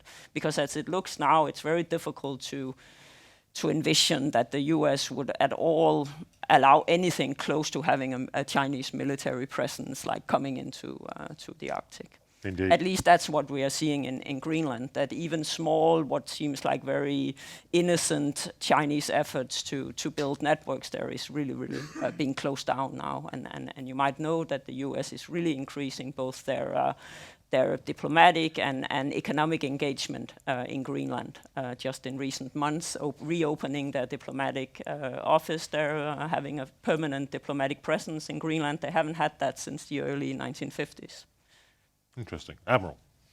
Just a short story of interest, and China has always had a long perspective on their plans and their strategies. Yep. I had the pleasure, it's 10 years ago, but the pleasure to visit China and spend a week with the Chinese chief of the Navy, Wu Shengli. And he gave me all the briefs about the 4 rings and everything. A bit of different emphasis than you had here. And he talked about the protection of sea lines of communications, very concerned about the Malacca Straits, very concerned about the Suez Canal, the Straits of Hormuz, and the need for China to protect their interests. He talked about the alternative being the Northeast Passage, but he never talked about protecting anything in the Arctic. Interesting. So there was a clear limit in his mind as to what would call the extent of Chinese strategic reach as far as the Arctic was concerned. Well, whether it was a clear distinct that it was not necessary or they didn't have any plan remains to be seen. But the fact is that he didn't bring it up while he brought it up in the other areas. Interesting. Let me switch to the Republic of Korea. And let me put that question in a broader context, if I may, which is, I envisage the West these days, the global West, as more of an idea than a place. It's a group of democracies, of free markets the world over, are centered on its alliances with the United States. Japan, South Korea, Australia, Europe, not the same, but there are certain linkages with history, with pre-World War I blocs and alliances. If there was to be a major war in Asia-Pacific involving, say, the Republic of Korea with China in the future, and the United States was involved, the focus of this session is on the implications for NATO. What would be the implications of such a conflict for NATO and NATO Europeans specifically? Ben, could you start with that? Well, I served in South Korea for a year when I was a younger officer, and the ROK Army, the ROK military is exceptional. I mean, these are super fit, well-trained, well-disciplined, and well-equipped armed forces. So we've got a strong ally, and as I said, we need allies now more than ever. So having a dependable ROK military that can protect South Korea. The Japanese Defense Force is modernizing, particularly the Navy. They've got real capability. So these are two important allies. But of course, it's the access. The Navy bases, Air Force bases, they're probably somewhere close to 40,000 U.S. Army that are in Japan and South Korea, mainly logistics and air and missile defense. So this is part of the capability required to contain China, not to defeat, but to contain and of course to deter them. So this is an important part of the alliance, just like Norway. They're important allies for us, just the way Norway is an important ally for the United States. Yeah. Anyone else? Well, I would just add, don't forget about this little country. PPRK. North Korea. Yeah. And so from the, I think it's really, just like it's important for NATO not to take your eye off Russia, I think it's really important for our allies in the Far East to closely monitor North Korea. And so, heaven forbid, if this worst case scenario, if there still was a North Korea, which I think is a pretty good bet, then what would Kim Jong-un do? But significantly, I think the Chinese would be just almost pretty much as worried as we would be, and he might. But who does Kim Jong-un listen to? I don't. Does he listen to Beijing? Not if you talk to the Chinese. No, he doesn't. So that's another wild card. Let me be provocative here. If an Article 5 contingency involves the major ally like the United States, an attack on the United States, would an attack on US forces in the Pacific constitute an Article 5 contingency for the alliance? Good question.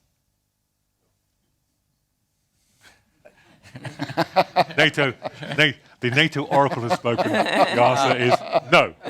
I think the Washington Treaty spells out the territorial, Hawaii as a state, but when you're talking about something else, I don't know. And of course, there is nothing automatic about Article 5. Ultimately, it's always a political decision.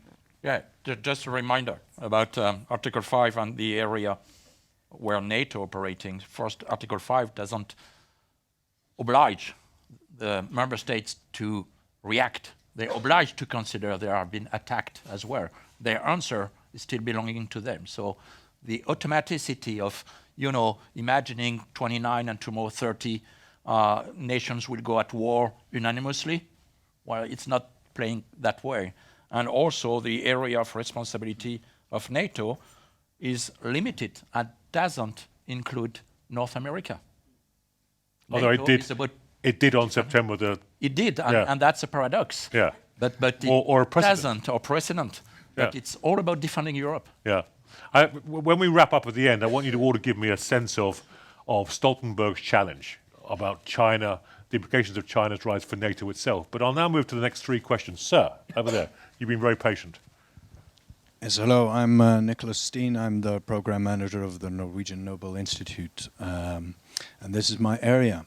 So what I was hearing you say is a lot about the direct consequences for NATO, the potential challenge in the Arctic, etc., which seems to be far into the future. If there was a war, that would obviously be quite extreme, the challenge. But could you say a bit more about the challenge that arises from the strain that the United States is currently under in trying to deal with China in East Asia? For those of us who read the RAND Corporation's reports on this issue, who read the Department of Defense's reports on these issues, it is quite interesting to see just how challenging the United States is already finding it dealing with China. And is it not a danger that NATO, the European members of NATO are underestimating just what kind of commitment that they will have to make in the future, and rather more immediately than sort of an Arctic challenge or anything like that? Good question. Anybody else? Sir. Thank you. My name is Wilhelm Donker. I'm the ambassador of Austria to Norway, but I have a question related to sea power, so far away from a landlocked country. I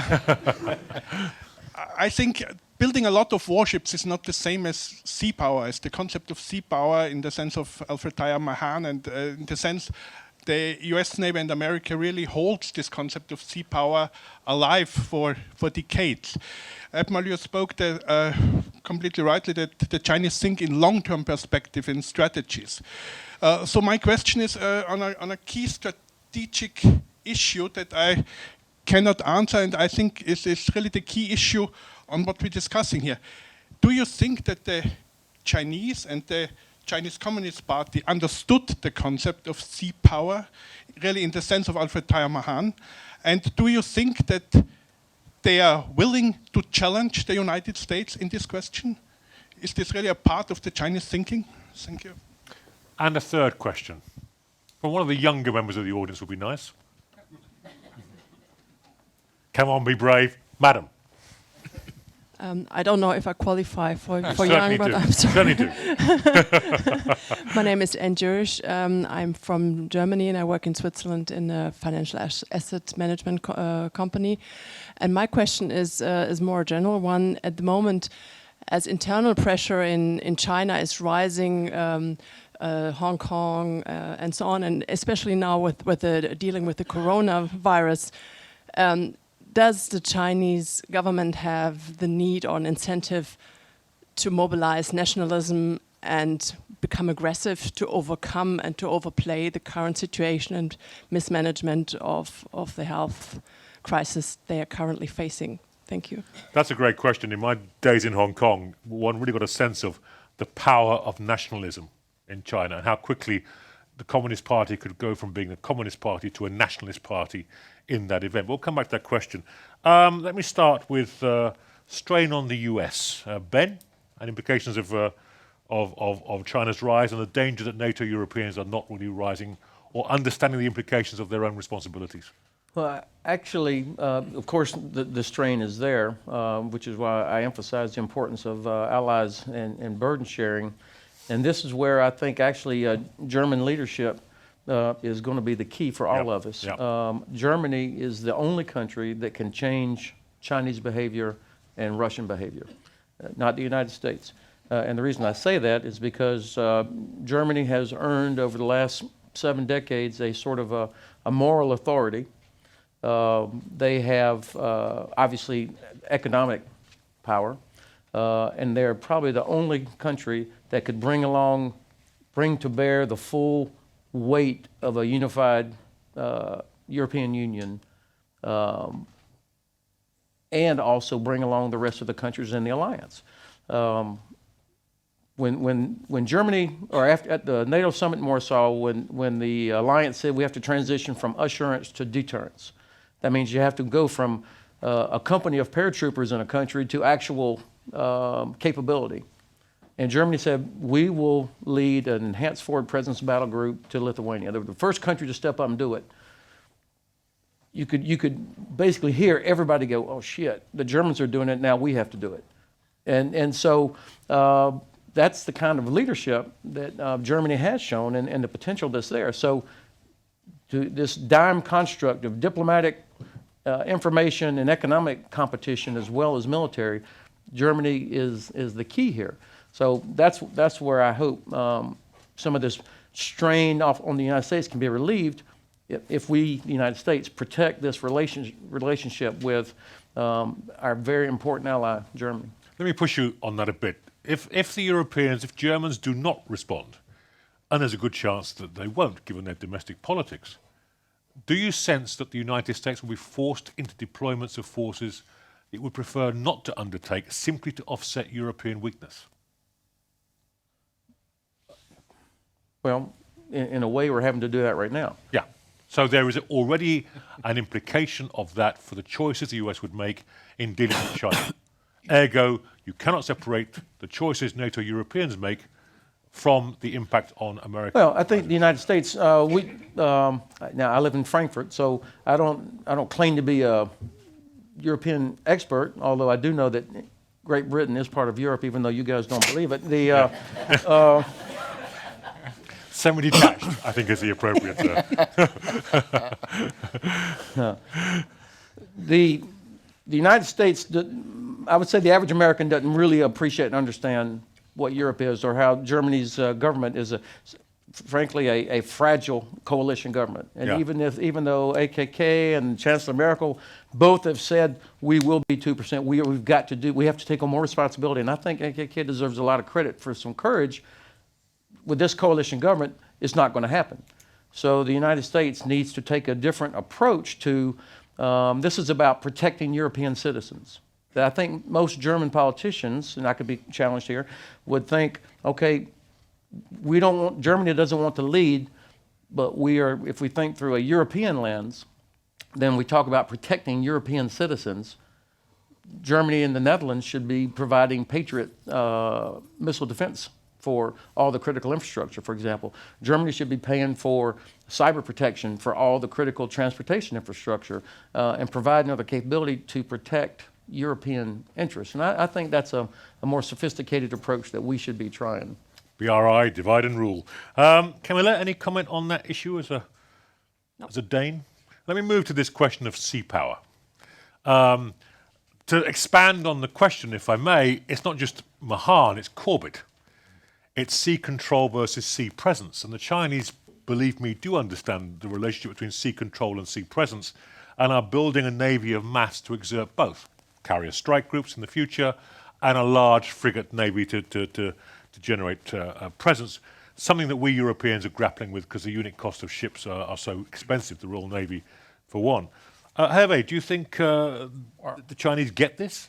Well, I do think they get it, and which is interesting is that they have a different approach than Russia on that. I've always been puzzled by the fact that Russia has never been really interested in developing carrier strike groups, for instance.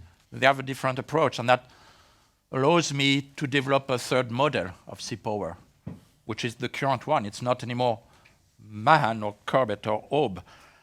It's the gray zone that the oceans are allowing to play in. And that gray zone is, in peacetime, being below the threshold of war, but above the threshold of action. And that's what Russia is very good at, by developing some niche where they are really challenging us with their missiles, with what they are doing on the bottom of the oceans and so on. And I think, despite the visibility of a massive development of conventional ships, I think China get it as well. Yeah. And I think that's where the sea power battle of tomorrow will take place. Admiral? Well, again, from my visit in China, I was astonished by the Chinese cadets and the young officers, their knowledge of Mahan, of Corbett, and a number of other issues. I was also thrilled with the way they connected commercial trade to the military forces. And it all starts with commercial trade. They very well understand that China's prosperity is built on an international commercial trade. They want to control this trade, which means they have to have the fleet, they have to control in the ports, they have to be able to protect the sea routes, and it's a combination of a merchant, a logistic, and a military task to achieve it. And I think that is what we've been seeing for the last 10 years. That's what we are witnessing in the Indian Ocean. That is what we're witnessing in Sri Lanka and Pakistan, Djibouti, and elsewhere. They are establishing their ability to control the international trade. And they understand covert.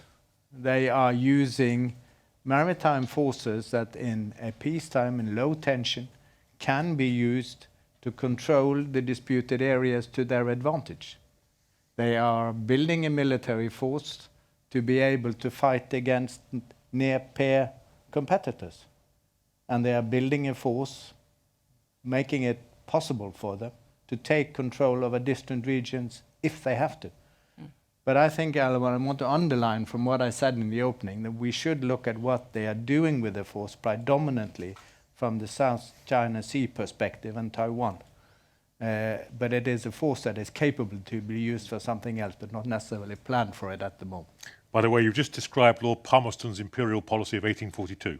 Yeah, something exactly like that. Some things never change. Yeah. Let me have a third question about nationalist internal tensions within China itself. And I'll ask Camilla and Andrew to handle that before we go into the wrap-up. Camilla. Yeah, well, there's always that risk, of course, that you hint at, that if they feel under growing domestic pressure, they will turn more to nationalism, and the way that they've kind of built up the Communist Party's legitimacy domestically on being the party that brings back China to its rightful place as a great power to get influence and respect. As a great power, in order to get there, the population has to stand behind the Communist Party, right? So of course there's always that risk, but I think we also have to acknowledge, as the Chinese leadership seem to have not acknowledged, that nationalism is a two-edged sword, right? That they're also opening up for legitimate room for protests in Chinese society. And we've seen at a lot of the nationalist anti-Japanese protests, for example, that there are often groups or people in those protests who then carry signs where it says, against corruption, or against, we want safe food or medicine or whatever. So it's often domestic issues that comes into these nationalists.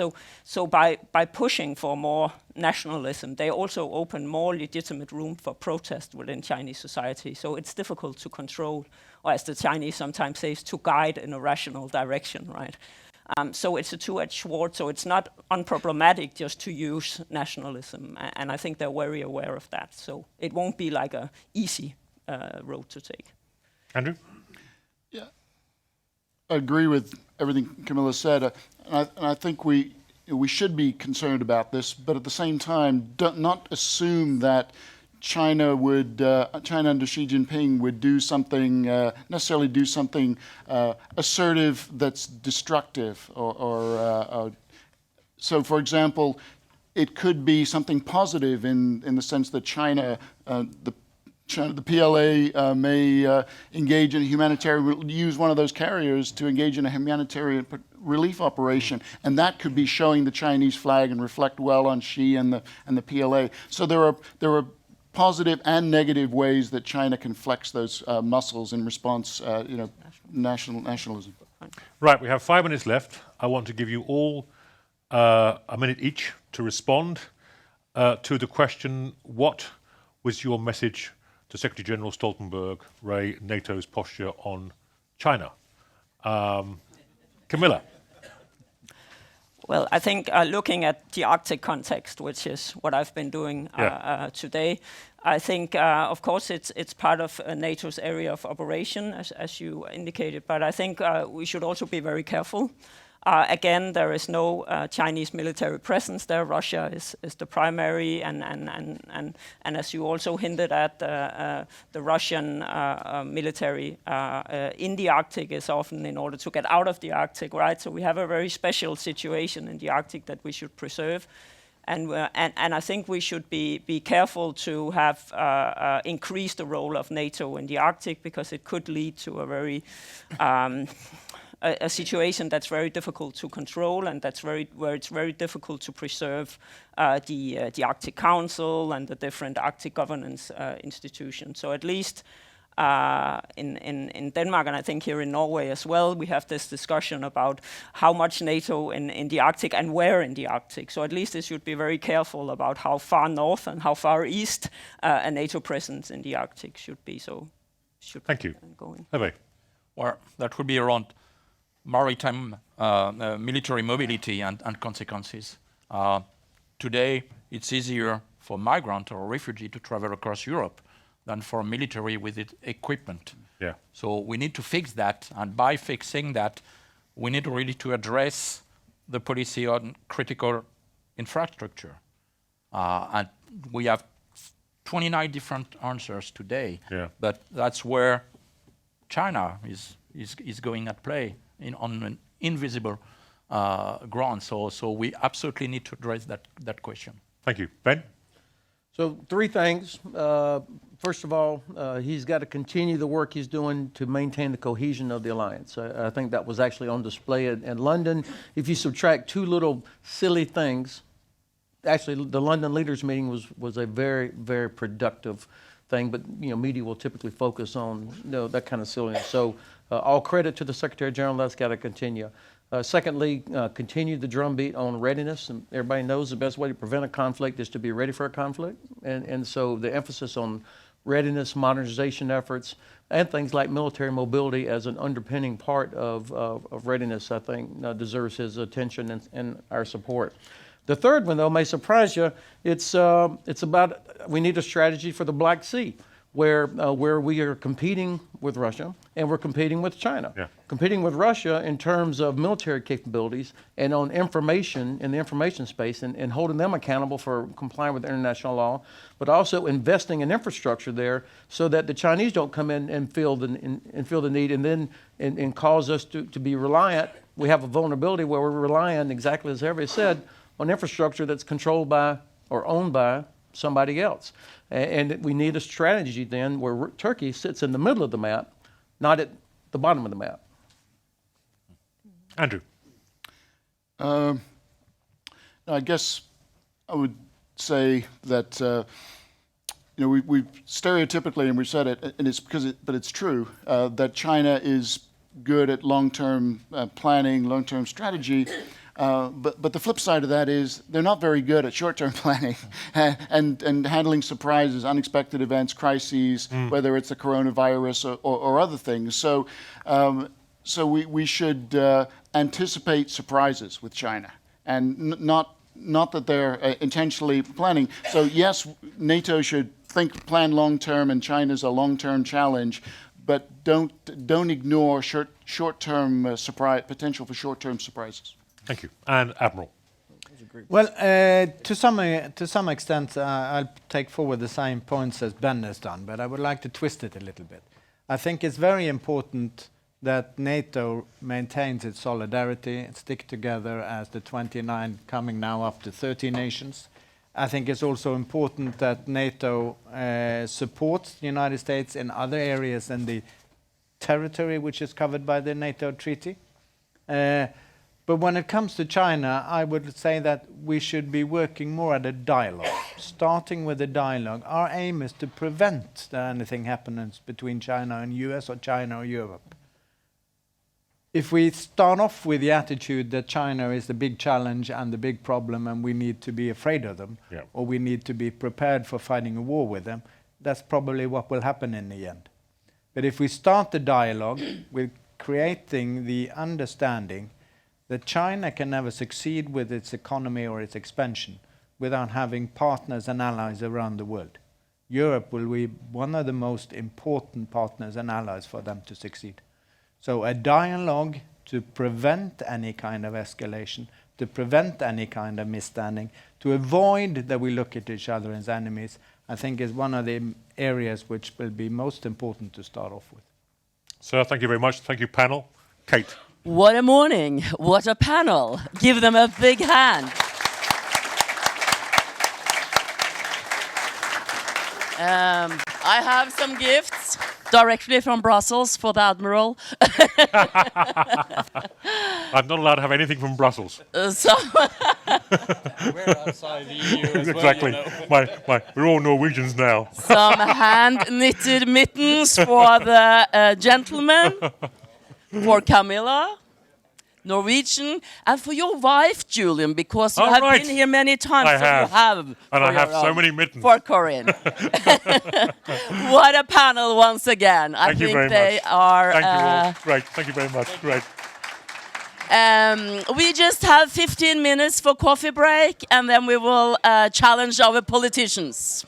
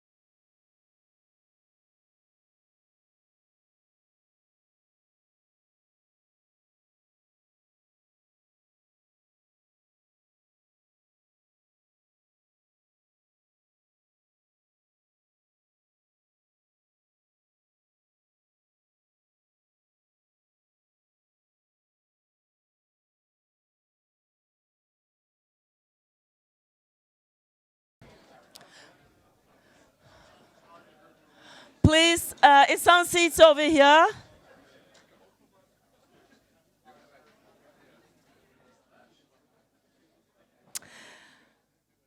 So, after this tough morning session, really enlightening, we will end with a question: are we going towards a new Cold War?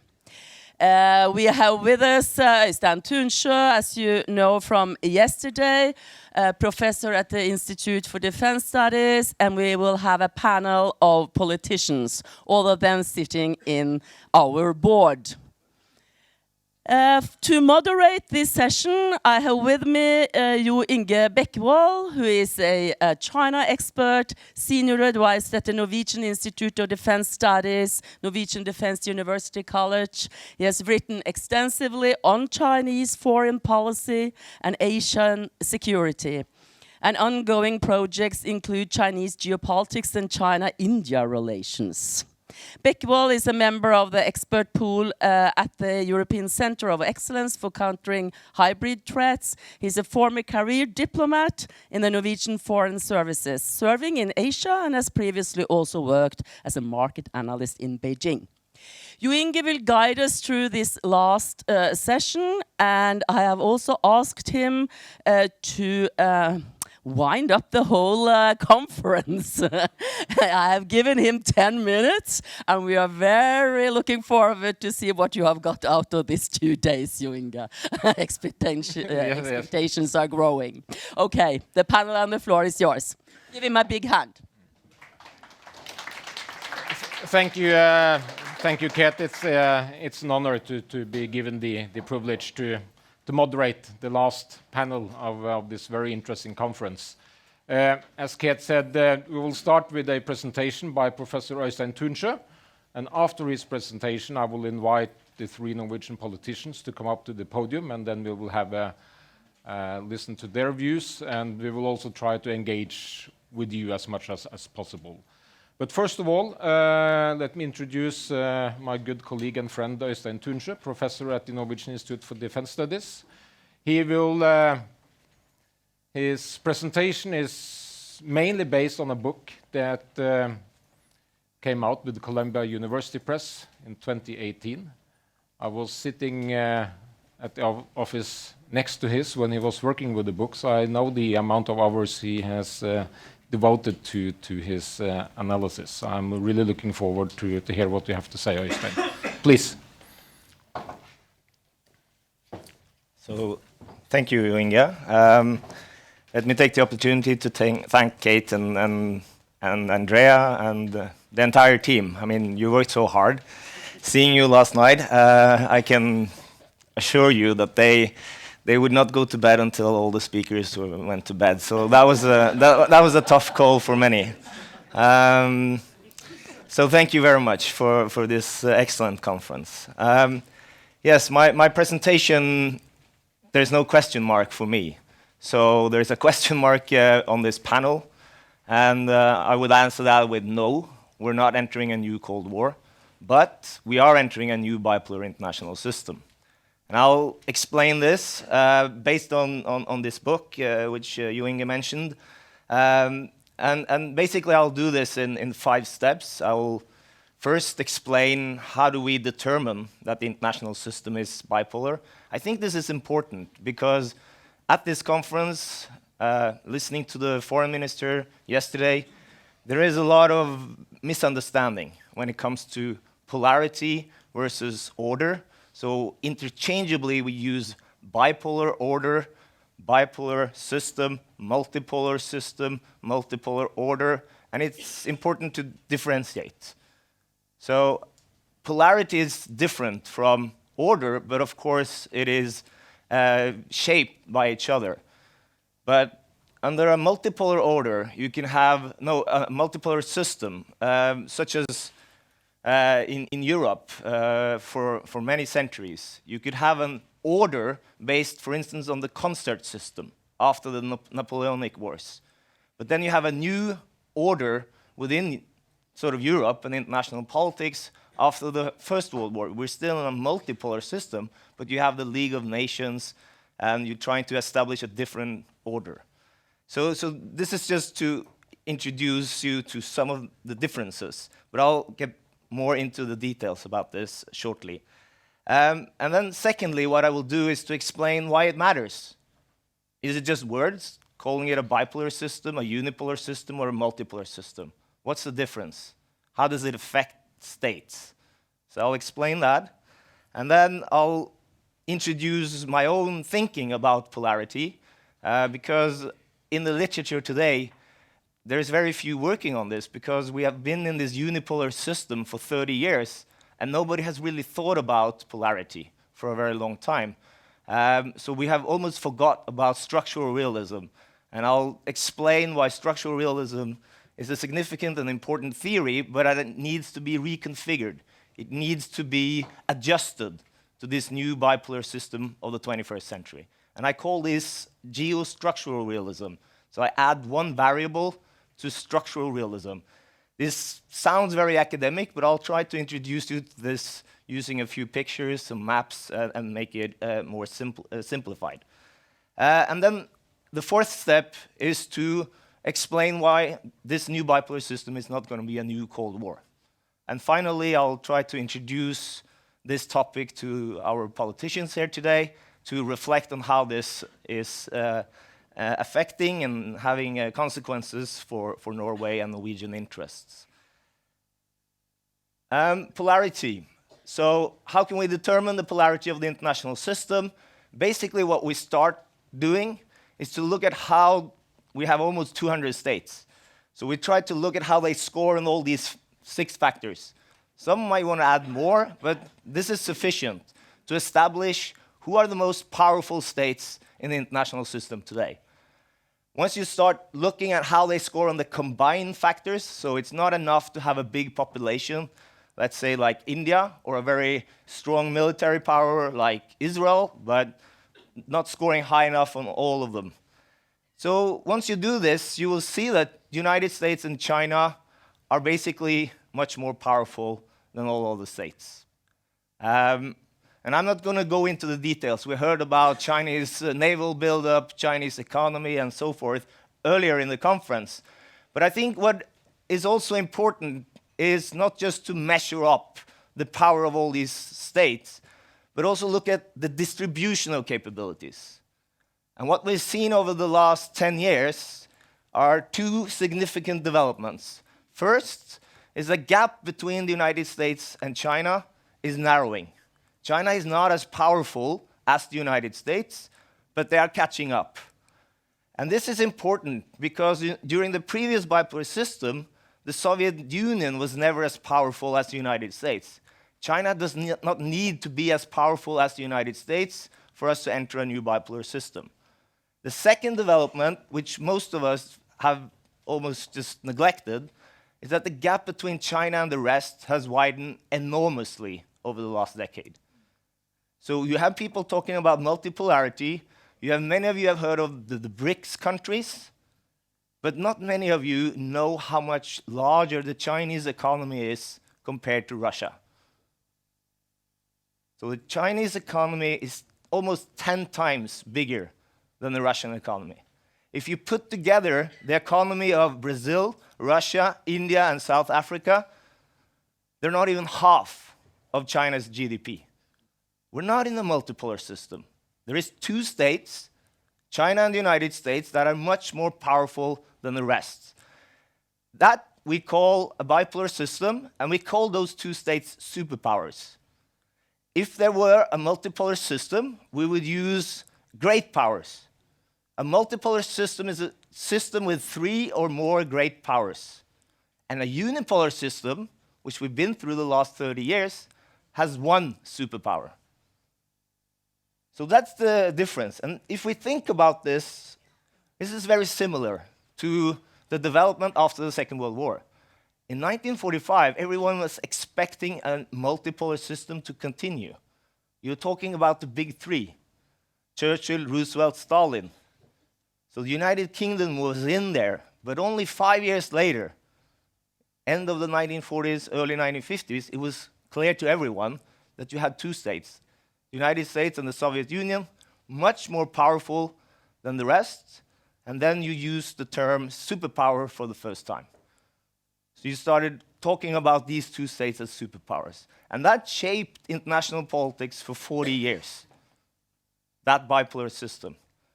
And now we're entering a new bipolar system, and just going to see what kind of consequences that might have.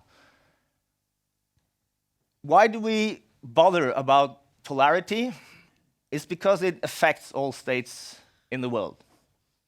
But theoretically, first, what we're trying to do is to explain a few but important matters. And that's just balancing and stability. So basically, what we're trying to explain and predict is how the rivalry between the most powerful states are going to look like. And when the theory structural realism was developed, it was in the late 1970s. Nobody could predict how the Cold War would look like, but Kenneth Waltz argued that this bipolar system is going to be more stable than a multipolar system. It's a bold prediction. Going into the 1980s, the sort of second Cold War, it was a lot of tension and rivalry. Many people were fearing a third World War. But he argued that this bipolar system is going to be more stable. Also, the dynamic, the balance of power is different in a bipolar and a multipolar system. How? Alliances is the key word. In a multipolar system, the great powers rely on alliances, such as before the First World War and the Second World War. So Germany was depending on Austria-Hungary, France were depending on its alliance with Russia, and all of this created, not the only factor, but it was an important factor in creating the outbreak of the First World War. So I say this to my students at the Defense College. If you want to understand a different dynamic, you can think of a reality show, like Farman or whatever you're looking at. If there is 3 or more participants in Farman, you have a multipolar system. You can have alliances, you can try and remain neutral, you can hide behind someone and create conflicts between someone and avoid conflicts and lie, and you can do all these things. In a bipolar system in Farman, you are in a tvekamp. You rely only on your own capabilities, and you're facing another superpower. You cannot rely on any alliances. It's a different dynamic. The whole reality show changes completely. We are just waiting for that tvekamp to happen. So this is just a very simple way of explaining Walt's structural realist theory, but I think it works. So what's the problem with the theory? The theory works to explain differences between a multipolar and a bipolar system. But we have no theory today, well, soon we have, that explain and predict the differences between two bipolar systems. Nobody has compared two bipolar systems. So I developed this new theory about geostructural realism. I make 3 big claims based on that theory. First, I explain why we're not seeing the kind of strong balancing between the United States and China today. We should expect that to happen, because that was what we had in the early 1950s between the United States and the Soviet Union. Why are we not seeing the same arms raising today? Second, I argue that the risk of war is not high, but it is relatively higher than in the previous bipolar system. So the general said we might see a war between the United States and China in 10 years. I'll hedging my bets, so I'll go the next 40 years. Comparable to the previous bipolar system, but I argue that the risk of war is higher, and I explain this shortly. And the third argument in the book is that there will be more instability at the center, the new power center in East Asia, compared to Europe, and you will have less rivalry in the periphery. So you will see less proxy wars. So it's a different type of rivalry. So I'll explain why. Why? I add one variable, as I said to begin with, and that's geopolitics. You can look at many other factors, nukes, economics, ideology, technology, but I emphasize geopolitics. And what's important about geopolitics is two things. First, none of US allies are bordering China in East Asia. And second, there is water between US allies and China. It's a very simple geographical fact. But at sea, at least now, Bob Ross gave a sobering talk about this, but at least now the United States is conventionally superior to the Chinese Navy in the maritime domain. So why is this important? This is important because US allies doesn't feel threatened by China, similar to how US allies felt threatened by the Soviet Union in Europe. So if we moved Japan into the Yellow Sea and the East China Sea, and Japan, which has about 50,000 US troops, looking across a land border, looking at 1 million PLA soldiers, the dynamic would have been very different. The arms raising would have been different. So that was the situation in Europe. Those two factors were very different. First, US had a number of allies bordering the Soviet Union or the Warsaw Pact country, looking across a land border and looking at the Red Army.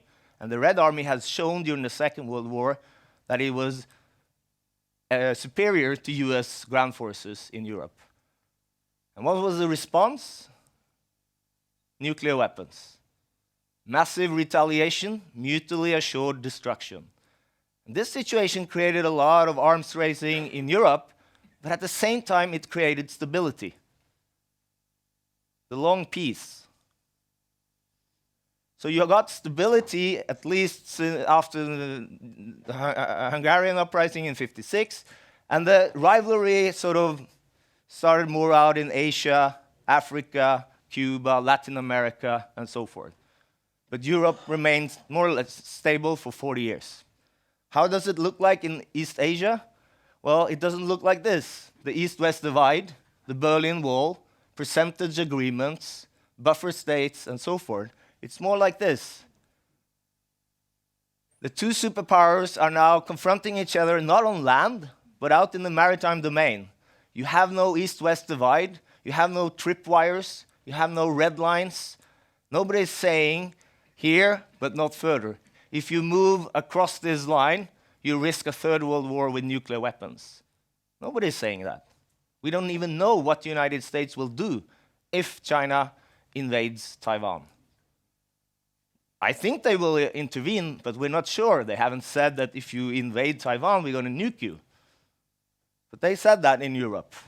So it creates a different environment for this rivalry in the 21st century, and I argue that this increases the risk of war between the United States and China in the years to come. Also, it should be mentioned, and this is the Senkaku Islands, which the Chinese claim as the Diaoyu Islands in the East China Sea, and this is a sovereignty issue for China. The Soviet Union did not claim sovereignty over East Berlin. So the stakes are higher for China in the maritime domain of East Asia than it was for the Soviet Union, who had established a security buffer and basically was a status quo power in Europe. China is a revisionist power in East Asia. And this also creates more instability. And finally, because I foresee a lot of instability in the maritime domain, I think the superpowers will be preoccupied with that. That doesn't mean that we will not have global rivalry, but this will remain unstable, so they have to concentrate their forces on this theater, and you will therefore maybe, it's only a prediction, but I think we will see less proxy wars in this new bipolar system. So let me also just wrap up a little bit of, that's kind of the theory. It tries just to explain how balancing and stability evolves among the most powerful states. That's what you can do with polarity. But polarity is also close to gravity in international politics. It affects all states. So think of any state under a different polarity, and they behave very different. Norway, under multipolarity, what we're doing, we're trying to stay neutral. Neutrality before the First World War, neutrality before the Second World War. And then it changed. In the bipolar system, what did Norway do? Alliance, completely different military, mobilization force.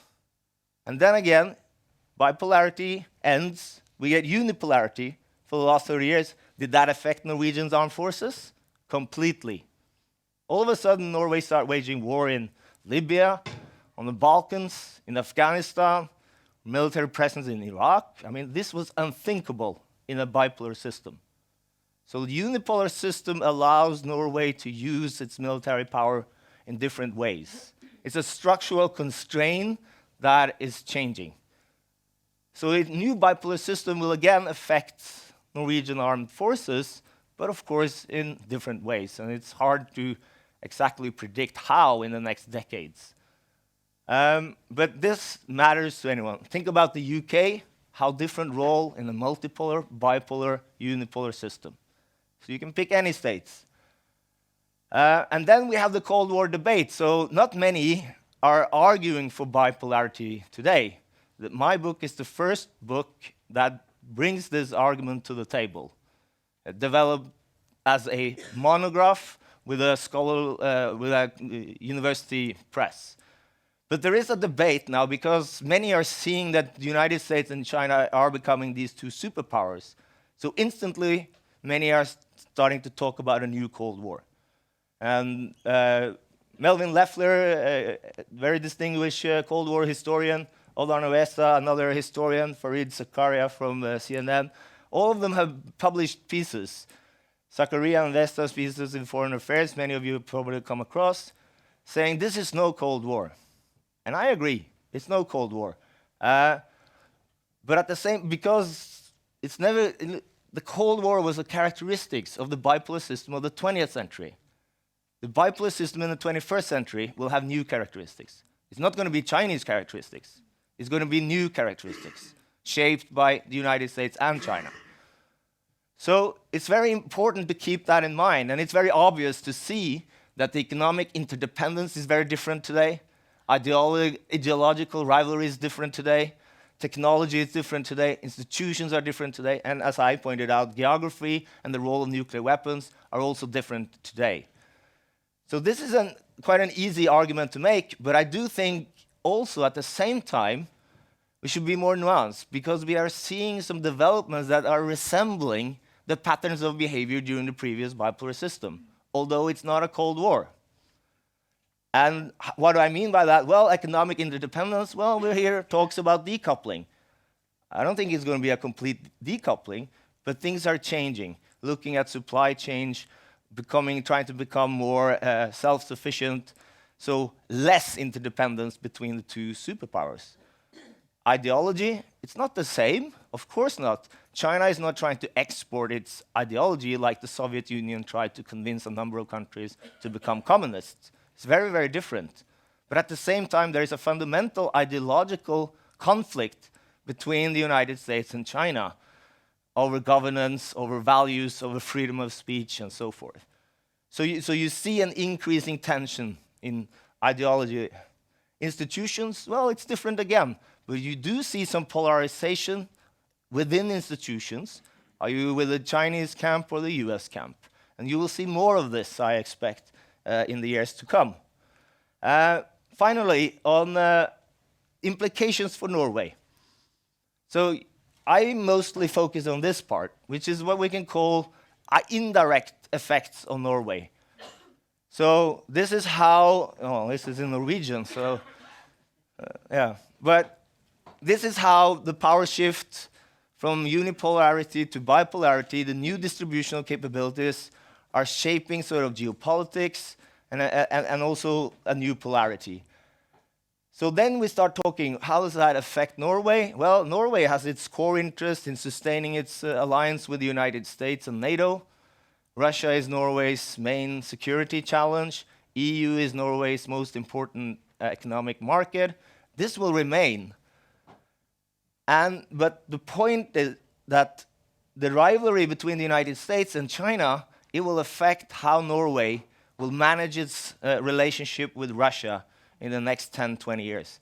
If the rivalry between the United States is continuing heating up and the US is moving more forces to East Asia and the Indo-Pacific, that of course is going to shape US presence in Europe, and that becomes a new kind of era for Norway and how we're going to manage the relationship with Russia.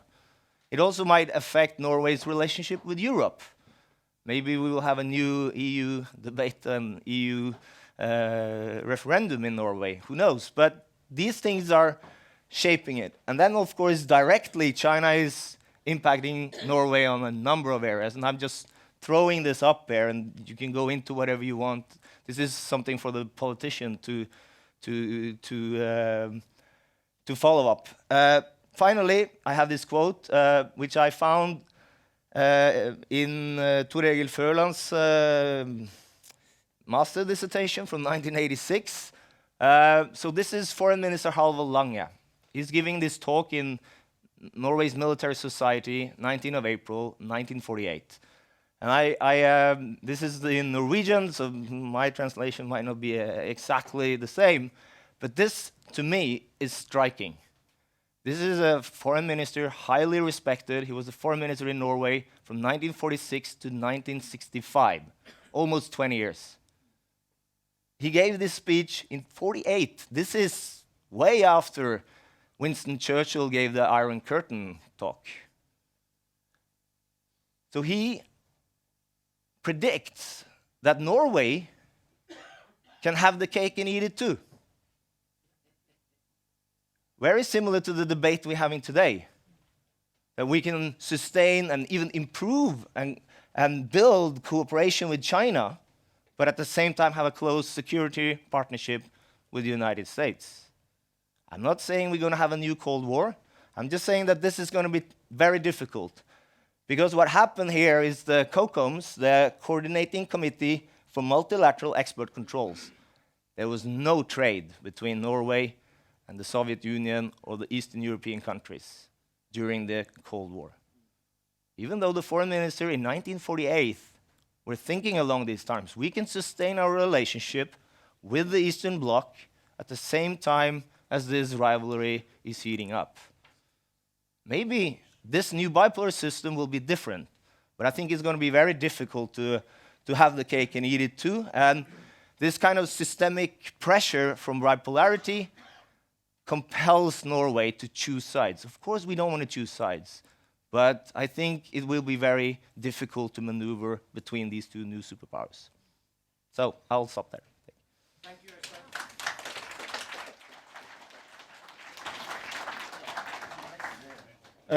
Let me also add that Øystein's book is also creating a debate in the United States also in how to respond to China's rise. We will now reorganize a little bit, and I would like to invite the three Norwegian parliamentarians to enter the stage.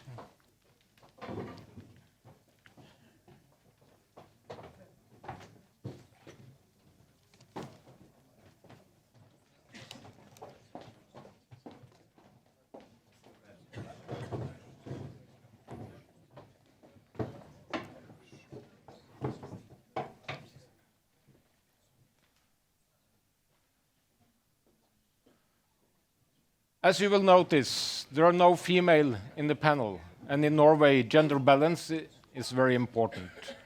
Liv Signe Navarsete, representing the Centre Party, was supposed to take part, but we learned this morning that she is sick and not able to participate, so that's why. I will now briefly introduce the three parliamentarians in the order that they will make their interventions. So the man in the middle is Hårek Elvenes. He's a member of the Norwegian Parliament, representing the Conservative Party, and he's also a member of the Parliamentary Standing Committee on Foreign Affairs and Defense. The man to the left is Christian Tybring-Gjedde, member of the Norwegian Parliament, representing the Progressive Party, and he is also a member of the Standing Committee on Foreign Affairs and Defense. And Espen Barth Eide is a member of Parliament representing the Labour Party, He is a former Minister of Foreign Affairs, as well as a former Minister of Defense, and has wide experience working on international affairs, representing also United Nations in Cyprus and being the managing director of the World Economic Forum in Davos.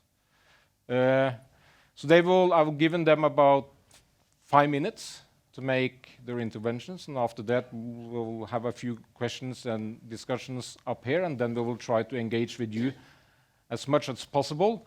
And the main focus for this last panel is to sort of bring the debate of the last 2 days a little bit back home to Norway, back home to Europe.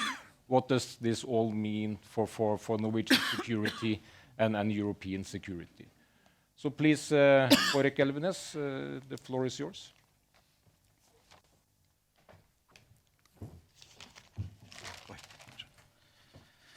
First, thank you for the invitation to contribute to this conference. It's a great pleasure for me.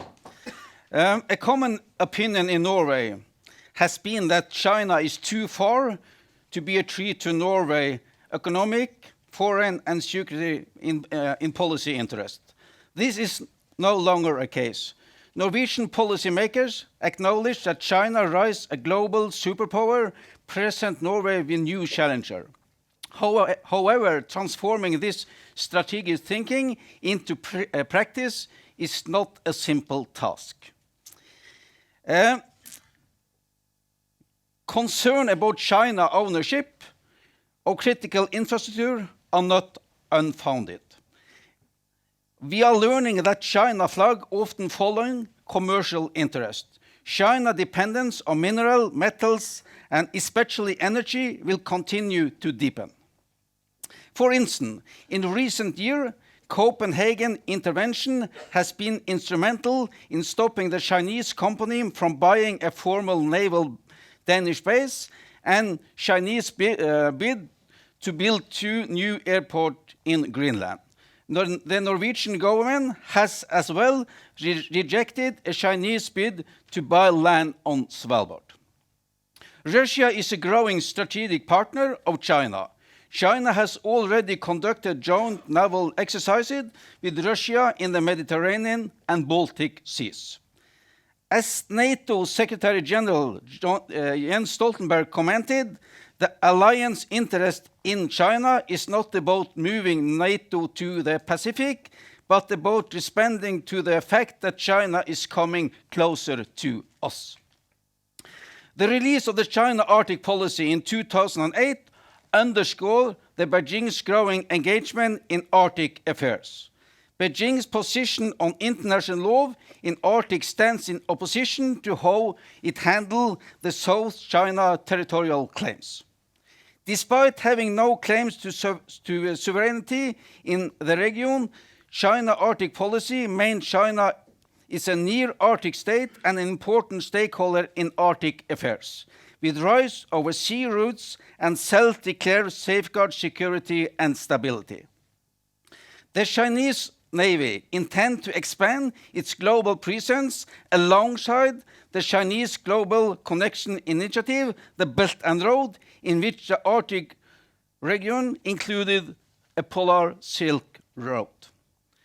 A rule-based international order has been a great importance to smaller states since 1945, including Norway. Norway will work to preserve the rule-based international order. Great power make to seek to settle dispute with smaller countries bilaterally, promoting bilateral solution outside the multilateral global framework such as United Nations.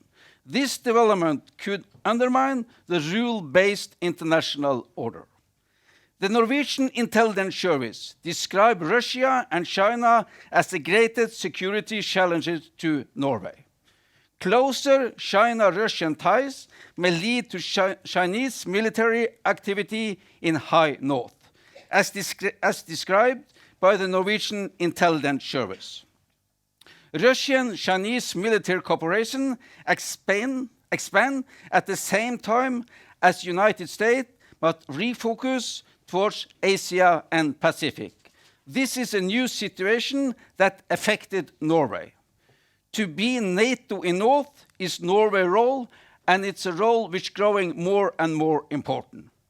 In the future, Norway will have to expect greater Chinese military footprint in our proximity.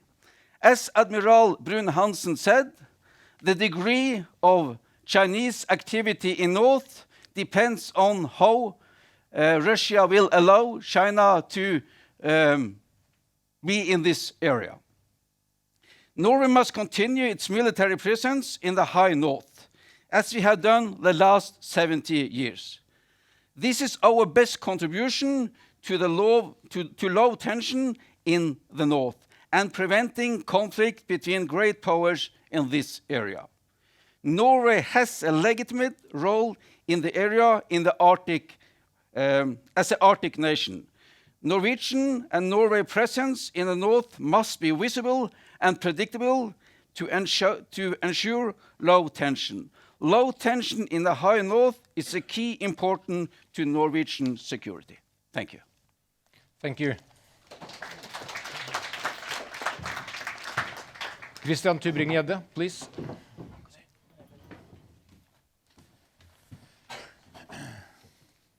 Thank you very much. I don't have a prepared statement, but I will try anyway. Just to say that I'm thankful for being invited here. It's a pleasure to be here.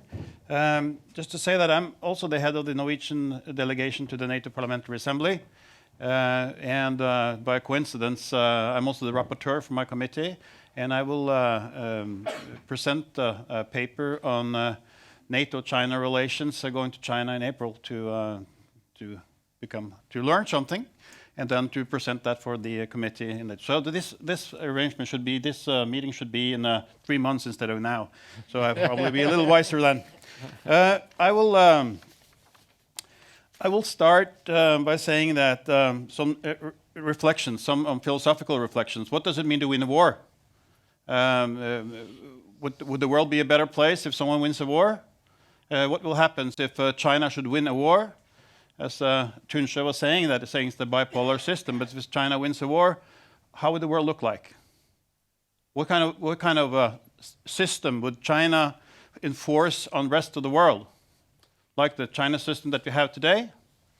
It's very unlikely, but it means that our human values, the way our liberal values, our democracy, at least that's what we defend today. It means that it can be challenged. But I don't think that anybody can win a war. As you think of a war like the World War II, when there's a total victory after World War II, everybody knew who won the war, and we know everybody who lost the war and why they lost the war, and it was the free world that won the war. This is very different, I think, if you believe in this bipolar system. And I also disagree a little bit about Tunsjø was saying about Farmen and 1 or 2 actors in Farmen, because if you have 2 actors, there's no bipolar system. But one has to win. I don't think it's a very good comparison to a bipolar system, because a bipolar system doesn't have to be a winner there. It can be an advantage for both parties. And actually, it also is, because you do trade with China. And we all have advantages of being friends with China because we need to trade with China. The United States is also trading with China. So of course, they're competing on certain areas. They're competing on military issues, cyber issues, technological issues, military technological issues. But they are actually also procuring a lot of things from China and the other way around, meaning that it's possible to trade, and the way that our way of life could force China to change their behavior. Because if you think of China as just being an evil power, like we did with the Soviet Union, because that was obvious at that time when it was a bipolar system during the Cold War. That is not the same today, I think. I think it's different. I think we can actually work a little different with China than we did with the Soviet Union in the old days when I grew up. And they were saying that bipolar, or they're saying China and the United States has 6 similarities. That was the statement. They were saying that it was the size, there was resources, stability, innovation, economic strategy, military power. But there's something that's being forgotten there. There's a democracy in the United States, and there's also something called intellectual property, meaning that you have an educational system. And I think that China is known for having a lot of smart people. They educate a lot of smart people. In the United States, it's a little different. Well, they have a lot of great universities that educate smart people, but it's also a lot of the population in the United States are very ignorant. Let's say, be honest about this. I lived there for 6 years. There are a lot of ignorant people in the United States that have no idea about the world at all. And I think the Chinese is actually being better educated and have a more advantage than the United States. So if the bipolar system is going to be United States versus China, I'm not sure about that 10 years from now. I think it's different. So we have to stay friends with China. If you don't stay friends with China, I think it's not very smart of us to think of that we all have to stick with the United States, but I think the world is changing. But again, I think we also should be grateful, and I know that I'm probably the only person in Norway that actually thanks Trump for being strong and to stand up and not being saying that everybody's equal, doesn't matter. I'd like to see a lot of politicians in the United States and also, of course, in Europe. But Trump is really trying to fight for the United States and also fighting for the free world, the democratic free world, and is forcing Europe to take responsibility with the 2%, of course, you're spending on defense. So I think it's, and I know it's a lot of things to say in a short term, but I think we have to stay friends with China. We should also be grateful to the United States for defending for the free world. But I think the United States has a big challenge with their educational system and the intellectual property or the intellectual capacity of the country. So I will look to the future, and technology is actually increasing, and it's going to be tougher to compete. Well, I hope the United States is able to compete. Of course, they have an elite that is very, very highly educated and smart people. But if you look at the general population of the United States, not too smart. I think the Chinese can catch up in very, very different ways here. So that's my opening statement. Thank you. Thank you.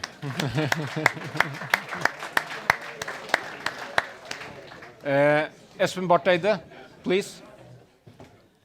Thank you for inviting me to Leangkollen again, and it's a fascinating subject. Congratulations to the committee for putting that so high on the agenda. I get a little bit of déjà vu because when we were in government many years ago, we started to raise this issue, saying that shouldn't we start analyzing how the world is changing in fundamental ways? The rise of China becoming the factor that changes more or less everything. And at the Ministry of Defense in 2008, we started more systematic work on understanding the changing geopolitics around us, understanding how this changed America's relation to China, by implication also us, and how Asia increasingly became the gravity. So East Asia and Southeast Asia was becoming the center of gravity for international security. So if you think about Checkpoint Charlie in the middle of Berlin, just where East and West met, as the epicenter of security policy in the second half of the last century, you could say that maybe that's the Senkaku Island now or somewhere around there. That's really where the world is being played out, and we are now, in a sense, in the periphery, where we used to be close to the center of what is most important.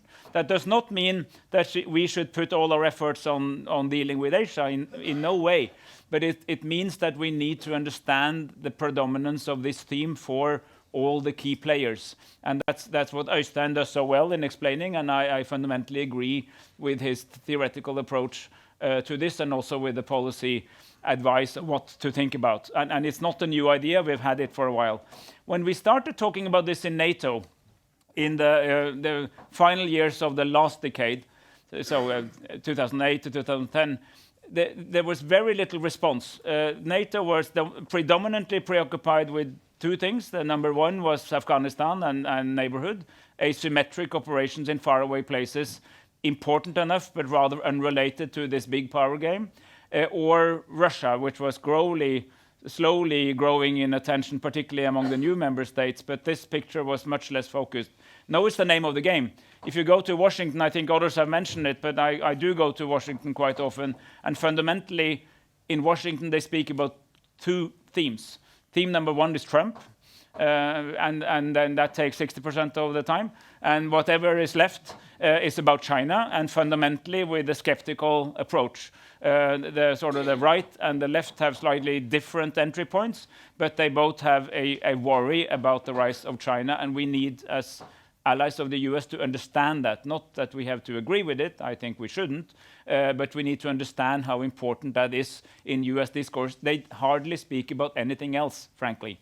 than those two themes. And if they think we talk about small movements in Europe, we're wrong. They don't. I mean, there's of course an office in Pentagon, a couple of people at CSIS, and some others who know. So you find 10 people interested, but it's not the predominant theme, right? So this is something we really need to understand, and we need to understand what it means to us. I agree that we will not have a new Cold War. It doesn't look like the Cold War. It's not the same type of ideological competition, but it might still lead to a new division of the world into two economies with much less interaction. Globalization might be at the end of globalization. That means that, and for Norway, who has really thrived more than most on a genuine globalized economy, which we only had for 30 years. We didn't have it before the end of the Cold War and China's entry into the WTO and so on. That world is changing, and it affects everything, not only security policy, but a lot of economy, a lot of trade. I know the shipbuilders and the ship owners care about this, because who's going to transport where, will transport route, what will happen. All these things are deeply related to all this. It also means, and again, it has been said, it means that the 21st century is about naval competition. That means Navy, Air Force, space, cyber, more than land competition. We shouldn't sort of close the army down, but we came out of a century with the predominance on land. Now it's very much on the Navy, and we need to understand that as well, because that's where the least likely thing of, even if you talk about war, it's not about China invading the territory of the US or US invading the territory of China. It would be a conflict about spheres of influence and who dominates the sailing routes and the countries in the neighborhood of China. And here China has an advantage that we tend to forget. You don't need to be on pair if you fight at home. You don't need to be on pair, because it's so much cheaper, so much easier to take the fight close to your own shores, because there's much less logistics involved and much more emphasis on the fighting. It's very heavy to be sort of the faraway country trying to protect power. So China has no ambition, in my view, of becoming number one. They're very happy being what we call in Norway a god nummer to, a good number two, meaning somebody who has the asymmetric capability to deny what America wants in its neighborhood and then leave the rest of the world to Americans in a military sense. We will, and I'll come to a conclusion, we will increasingly be asked to make tough decisions. And the first one is, what kind of 5G system will we use? But we need to understand that we have to draw a line between those worries which are warranted about, for instance, critical infrastructure, and those which are more driven by an American fear of losing technological advantage, which is frankly not our problem.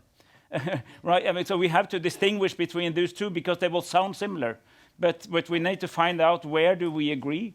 With whom do we ally in standing up for human rights? That's probably on the Western side. But with whom do we work? We and the Europeans work on climate change, which for many is an equally important topic. Maybe China, not the US. Right now, that might actually be where we will find more partnerships. So we grew up in a world where all good things came in a package and was broadly called the West. That world's gone. We need to navigate in a much more complex world, and what Øystein and company tells us is crucially important to understand and to find out how we answer those questions on the 21st century. I don't know what they are, but it's definitely not perpetuating the answers of the 20th. Thank you.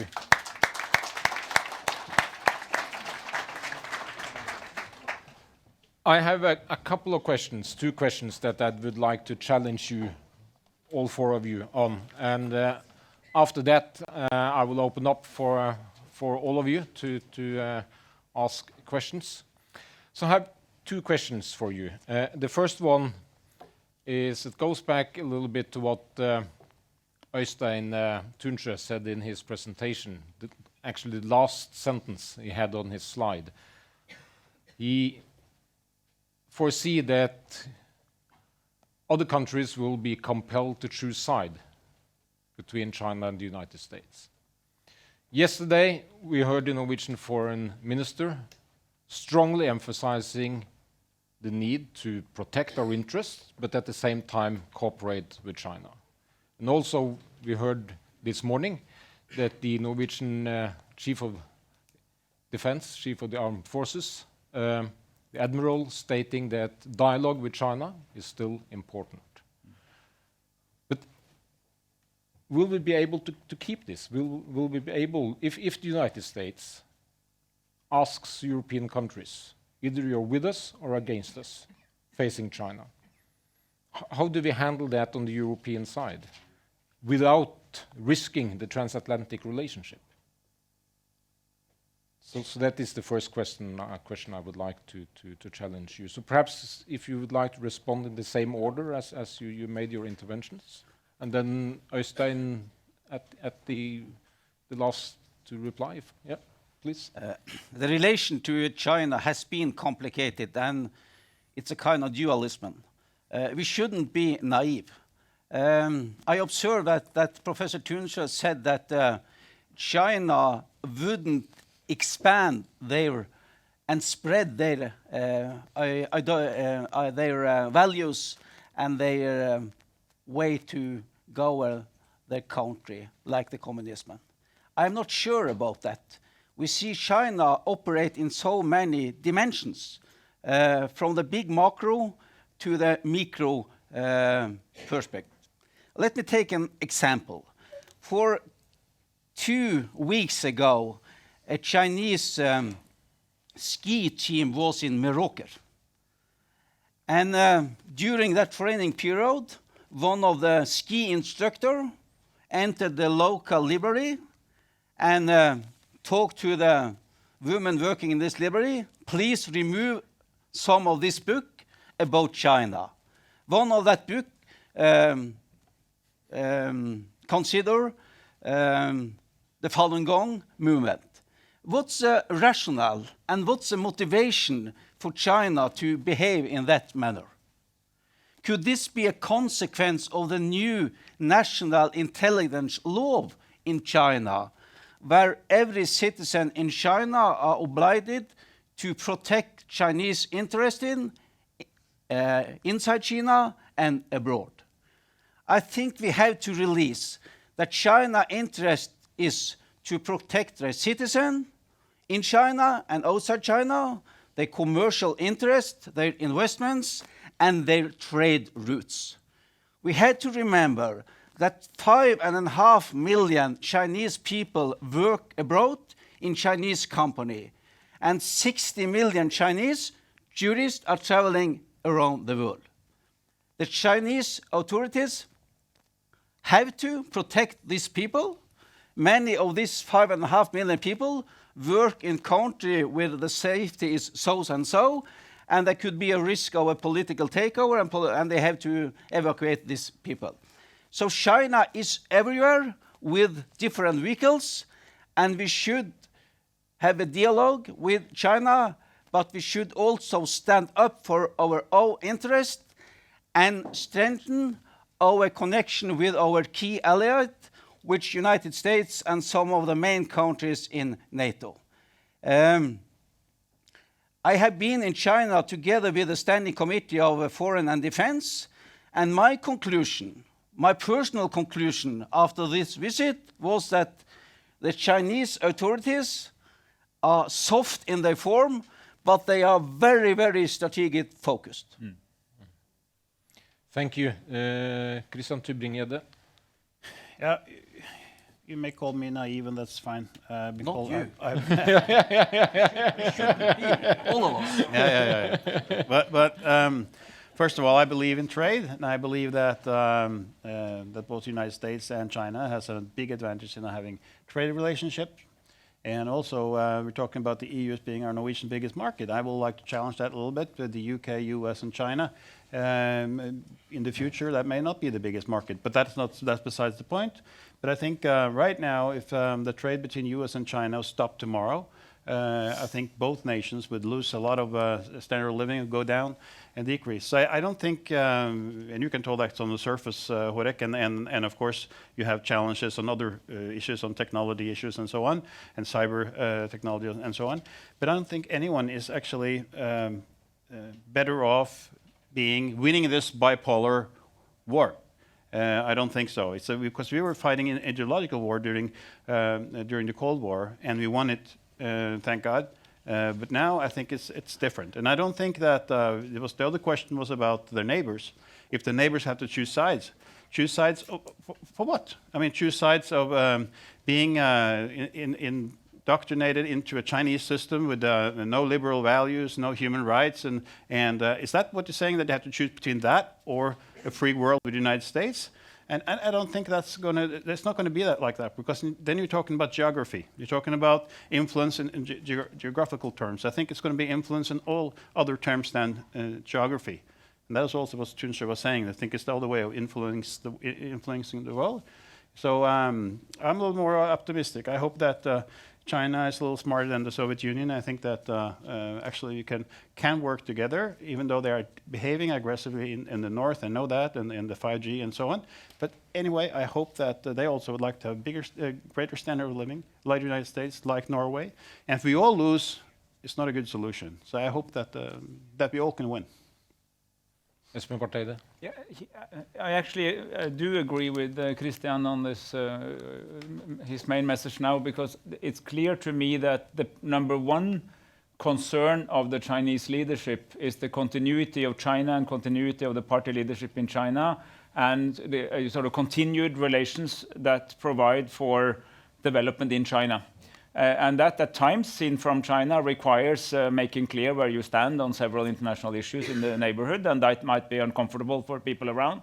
But it's not expansionist in the classical sense. It's basically continuing to thrive in this colossal, enormous economic growth that they have been through, and make sure that they have the trade routes, they have the access to resources, and so on that they need. So that might often lead them into conflict with others, but we have to understand what is the leitmotif in China. That's good news, because on some of these issues it will be possible to find agreement and alignment. They are not necessarily always in conflict. China is still, in principle, a defender of a multilateral order. Nominally, they speak much more highly about the multilateral order than the current incumbent in the White House. And they actually also, in many cases, do fund and act accordingly. Not every time that happens to great powers or superpowers, but rather often. And if you've seen from Brussels, there are an increasing number of cases, not on human rights and democracy and rule of law, but number other international issues where the dialogue is going quite well, simply because the two sides agree. It's not like a compromise. They actually enter with the same starting point, and they find other conflicts. So I think the answer to your question is that we should try our best to avoid being forced to make a decision, and we have to do it with friends. And those friends are two places. Those are our European closest neighbors. We should be as close as possible to the EU. If it was up to me, we were closer than today, but I think that's still a majority view for a few years. But we should also work with other Asians. And I had the pleasure of signing the Treaty of Amity and Cooperation in Southeast Asia, which meant, when I was foreign minister, that means that I gave up the right to invade Southeast Asian countries, so all the plans we had had to be scrapped. But the upside of that also meant that we are now in a much closer dialogue with ASEAN, and ASEAN is a bunch of countries that are dealing with exactly the same problem and also trying to avoid being forced. So go to Indonesia, go to Singapore, go to countries in that neighborhood, and talk to them about how do you actually deal with the fact that you can't avoid the rise of China. It matters to you and is good for you, but you still want a good connection to the US. Let's do it together rather than each on our own. Øystein, if I could put you on hold a little bit, because Leangkollen has asked for a small comment. Yeah. The future for the Communist Party in China depends on the party's ability to lift more of the people up to the middle class. And here is the trade, the main vehicles to obtain that. But you mentioned the multilateral system. That's a very, very interesting question. How is the future for this system in a bipolar world order? We see that the United States took a more laid-back position in this system and in international institutions. At the same time, Chinese argue and are in favor for this system. But be aware. They are in favor of this system if this system can serve their own interest. They are establishing parallel arena and institutions, and they try to solve disputes with neighborhood country bilateral. The committee was in Indonesia 2 weeks ago, and the Indonesian authorities was very, very clear on that they shouldn't go in a bilateral discussion with China with this dispute. Exactly. The solution we have to find the solution in the international system and the international rule. What about the international framework, the international rule-based law of order in this bilateral system? That's a very interesting question. I am not optimistic. I am a little bit pessimist. Øystein, what are your thoughts? You said yourself that the countries will be most likely compelled to choose side. And will Norway face that challenge, and how do we deal with it?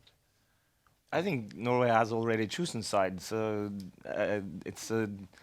it's clear to Norway that our fundamental interest is to be on the U.S. side. But this doesn't prevent Norway from trading with other countries or developing dialogues with other countries or wherever. So it's just we're not going back to the Cold War. Even though we're discussing bipolarity, it's not going to be the East-West divide and the Iron Curtain. And this is the 21st century. It is globalization. But I do think that as we enter this new bipolar system, there are structural factors that maybe will reverse some of the globalization that we've seen the past 30 years. It will be more difficult to cooperate on a number of issues. I think we are actually experiencing that today. Think about it in 10, 20 years. If China doesn't collapse, it will gradually become even more stronger, more assertive, more aggressive. The US will become more desperate, more demanding from its allies. So that kind of environment, to me, says that it will be much more difficult to hedge. All these countries are hedging their bets, and they want a good relationship with China. All of the East Asian countries have China as the most important trading partner, but then they have strong security collaboration with the United States. They are balancing this now, hedging, but it's going to be more challenging in the future. That's what I'm arguing. But it's not going to be a similar system to the previous Cold War. I just wanted to clarify also on polarity, because easy to think of that the reason why it's no longer a unipolar system is that it's clear that the relative power shift have happened. The United States is not as powerful as it was 10, 20 or 30 years ago, relative to other states. The question, are we moving into a bipolar or a multipolar system? If we have been moving into a multipolar system with great powers, then the states in East Asia and Asia could have balanced China. Russia, India, Japan, they could have balanced. And the United States would have done what the United States do in a multipolar system. It pulls back. It doesn't care about great power politics in Europe or in East Asia, because the regional powers can balance between themselves. That's why the United States did not enter the First World War in 1914. That's why they didn't enter the Second World War in 1939, because they had a grand strategy of keeping their flanks divided by having all these great powers in a multipolar system balancing each other. And then after the Second World War, the United States wanted to pull back, but it could no longer. There were no powers in Europe powerful enough to contain and balance the Soviet Union, so the United States took upon itself this role, and had that role for 40 years, and then everything changes with the unipolar system. The United States becomes a very different actor. And now they are shifting again. Now they have to take upon themselves a new role in this new bipolar system. If it wasn't a bipolar system, the United States could have left regional powers to balance China. Espen Barth Eide has asked for a comment, and after that, I think we will open up for questions from the audience. Please. Building about what Elvenes and Tunsjø now said, it's an interesting discussion which has been going on for many years, is what order is best for what systemic order is best for multilateral cooperation. And so the two answers is that, you know, it's very problematic if we have two competing powers, because they will try to break out of what the containment of the multilateral order. But we also have the experience of the neocon years in the US, or the short omnipotence of the US, where the whole argument around the second Bush presidency, early phase, was America is alone on the scene. Why do we have to listen to all these foreigners? And then, 10, 15 years later, the argument was, hey, Russia, you're violating international law. And Russia said, well, what did you do back, with Kosovo and so on? But the thing is that your view on whether you should constrain others, and hence yourself, depends on where you stand in the system. So the jury is out whether this kind of system would weaken or actually even strengthen certain sort of fundamental rules in the system. Any questions from the audience? Yes, please. And briefly introduce yourself. Turkish ambassador to Norway. Maybe this is slightly off the topic, but I would like to bring the discussion to another subject that might be very relevant. Now we are talking about North Atlantic security and NATO-related issues, but since we are talking about China, there is one fact that China is a permanent member of the UN Security Council. And whatever we are talking about China in the other aspects, we have to take into account this simple and important fact. And now that we have politicians in the panel and that Norway is preparing for a good exposure into the Security Council issues directly, it might be very relevant, very interesting to see how Norway and other Security Council members, if Norway is elected, of course, can engage China in all these subjects that we are talking about, global issues, new Cold War, and etc. We know that China has been acting more responsibly, less controversial than Russia in using veto power and in acting against the P3 in the Security Council context. But I don't know how it will evolve, and it might be very interesting to comment if you can. And this may enrich our discussion, I thought. Thank you. Thank you. And one of you that would like to respond to that? Yes, to bring it. Thank you. Just to say that I'm not a very big supporter in Norwegian candidacy to the Security Council. That's not a surprise. I don't think it's very smart of Norway to be either on the side of Russia, or side of the China, or side of the United States. They're going to be very difficult issues that we have to take side. And I don't think it's very smart for a small nation like Norway to be that in that. I know it's very popular. There's going to be a lot of people working on these issues, and I feel very good to do all the speeches and have probably 20 more people working in the UN and all that. I understand that, and that makes a lot of sense. But again, if Norway is going to play that role that you're proposing, Ambassador, or it means that you remember the Nobel Peace Prize, and China remembers it still. Meaning that if we are trying to play a bigger role than we actually are, I don't think it's very unwise of us, and I hope that we will not try to solve the world problems. We are too small for that, and I think we should take advantage of the world order and the international system, not try to learn how to live our lives. Barth-Eide? Well, very interesting question. First, I think the right way to answer it is when Norway wins the elections. I happen to be a strong supporter of the government's policy, in contrast to some of the government's parliamentary base. I give it massive, as much support as I can. And I think that I have frequently visited the council in my previous role as envoy. I've seen the dynamics up very close. China generally tries to seek for broad solution, be part of a broad settlements. China system abstains as much as it can from using veto. It's the Russians and the Americans that use veto. The others normally don't. And China is in principle against it. They're not going to give it up on their own, but they have this theoretical principle position that veto shouldn't be used, but in extreme cases and so on. So I think there's a lot to talk to China about, and I think you should go into that with an open mind, saying here's what we want to achieve. To which extent can we bring China on board if there's an issue Norway cares particularly about? Where can we agree with them? And then stand our ground when we can't agree. And I'm sure there will be issues where we'll disagree fundamentally and where we will be divided on a more kind of east-west type of division, and others where we will find creative partnerships outside of the tradition. And I think that skilled Norwegian diplomats will be able to manage that quite well, and I'm not worried. I'm not so worried.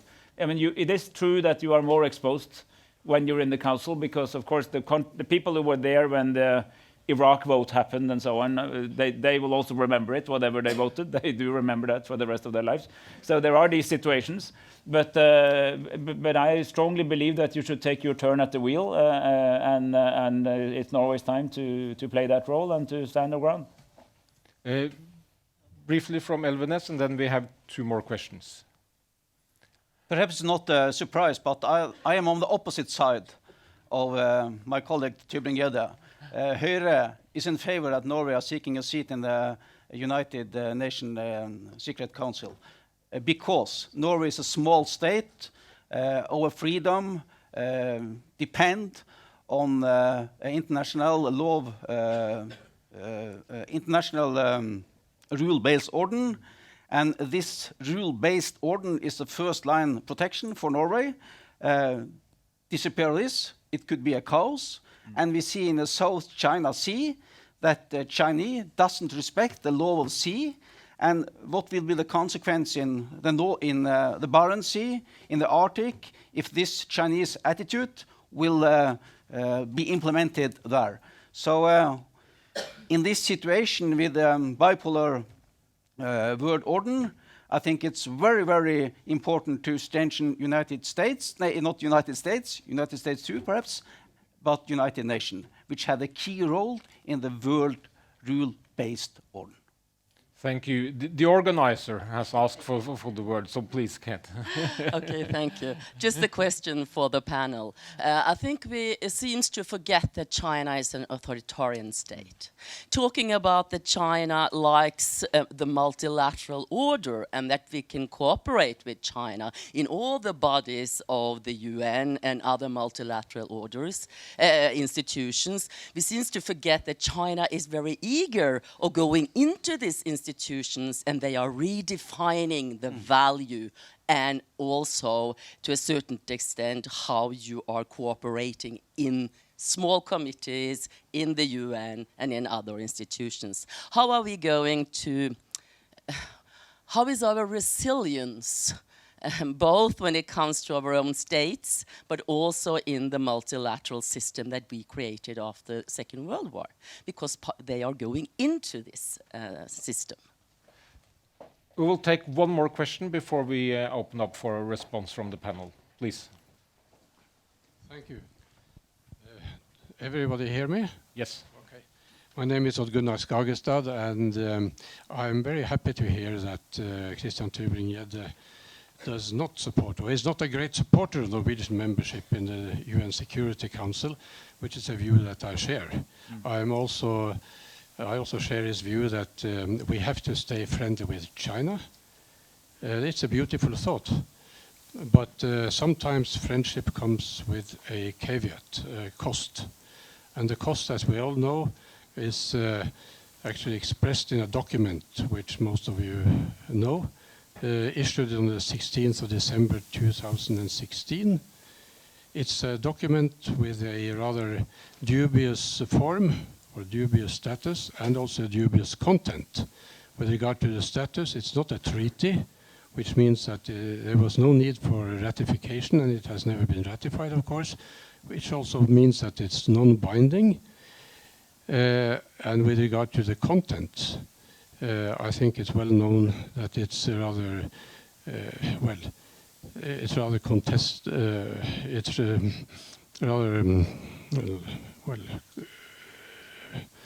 it's fraught with some conflictual dimensions. Anyway, my question to the panel would be, what do the Norwegian parliamentarians think about any ideas or any means to limit the damage done to the, let's say, credibility and reputation of the Norwegian government with regard to that document? Thank you. So we are moving into more norms and values in the questions. Tybring-Gjedde? Thank you for the questions. They're a little bit related, actually, the challenges from China. And the document you're talking about, it's actually, let's say, it's very one-way, one-sided. There's an article there that says that Norway respects all kind of China interests. There's no article the other way around. And I have it in front of me here. It says the Norwegian government reiterates its commitment to the One China policy, fully respects China's sovereignty and territorial integrity, attaches high importance to China's core interests and major concerns, will not support actions that undermine them, and will do its best to avoid any future damage to our bilateral relations. And there's no other way around. That says that about Norway and China's relations. And this is Børge Brende, I think, it's entered this agreement. And I think it's the terms here, the way they're using the words here, it's not very unfortunate for the relationship, and it seemed to me a little unnecessary to have such a document unless it's balanced. And I agree. I agree that China is a challenge, and that's not saying that China. I'm not that naive that I don't understand that China is trying to influence the world and trying to, as I think also, if you go a little bit back. Not saying, I'm not comparing these, but that's just the natural interest of bigger nations to actually try to influence the world and trying to have the best terms of both competition and, of course, also ownership of different institutions and also geographical areas. And we have to be aware of that, and then we have to be very careful what kind of territory we are actually letting them into. And I think 5G is a good example of that. We need to look up on our integrity. But I was saying that we can have advantage. All of us can have an advantage. Free trade is actually the best thing we can do. I'm not saying this is necessarily free trade, but I think trade is a good thing.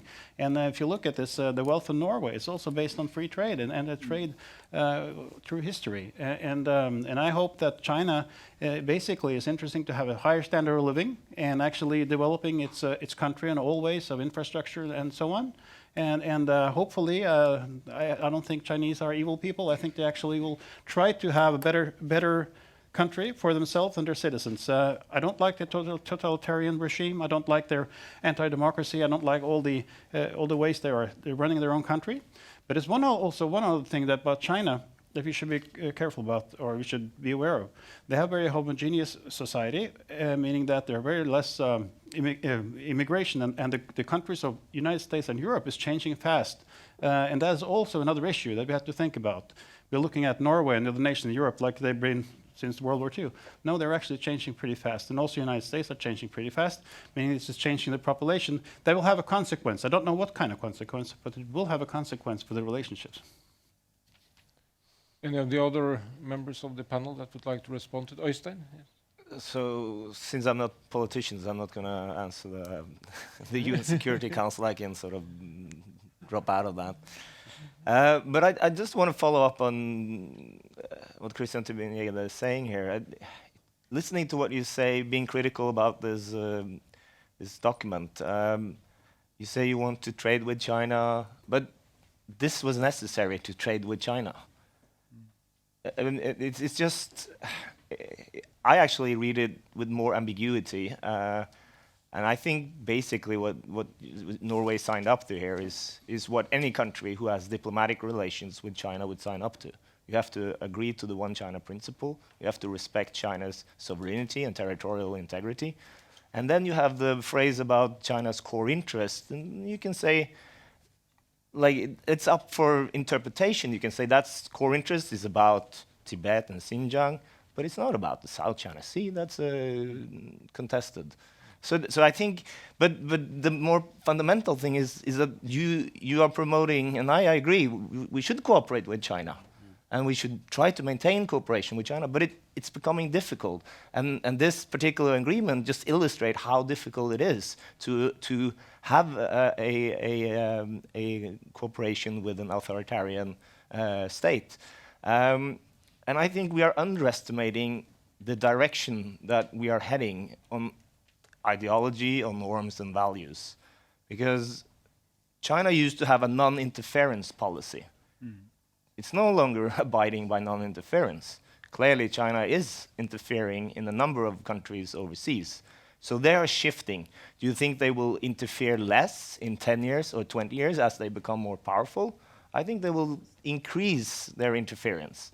And I also think that it's not going to be a bipolar system with East-West, capitalist, communist, but that China will invest money, diplomatic ties, military ties, export their surveillance technology to a number of other authoritarian regimes around the world. So basically, you're moving in a direction where we have a new US president saying the United States is the leader of the free democratic nations of the world and pointing to China as the leader of the authoritarian bloc. It's not going to be as similar to the Cold War, but I think this kind of new bipolar system might push us in that direction. Elvenes and then Barth Eide. China is a superpower in different way. Today, China is a superpower in intelligence search and their different connection to get information from other countries and the rest of the world. There is a chance, there is a risk that the rest of the world, especially small state, could be too servile to China. A main question is, why is China so afraid of criticism? And why will China try to protect themselves in a so wide degree as they do?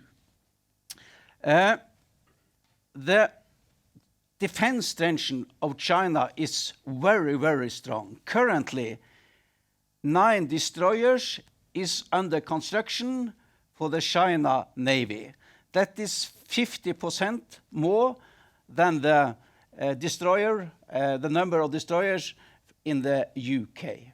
Why? Is this only for protecting their trade routes, or do they have a greater ambition? That's the main question. And the Admiral Brun Hansen said something very, very interesting. If we will see Chinese warships in Arctic depends on Russia's willingness to open for this. And if Russia open for this, we will have a completely new situation. There's no problem that China is a great trade nation. That's good for China, it's good for the rest of the world, and it's good for Norway. And in many ways, it's no problem that China is a superpower military too. But the problem is if they use this military power in politics to search influence in rest of the world with their values and their regime. Then we will change the world and the liberal world as we know it. And that's what we have to be observed on. The military is a vehicle to promote political influence in many other worlds, is my hypothesis.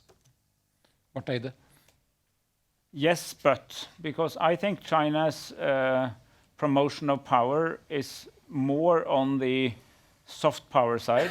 And I think one thing we easily overlook is that just like America in the 50s and the 60s had a very strong power of attraction, a lot of countries wanted to be little Americas and kind of were drawn into the American sphere, not by coercion, but by their own desire, not unlike the Roman Empire in its heyday, by the way.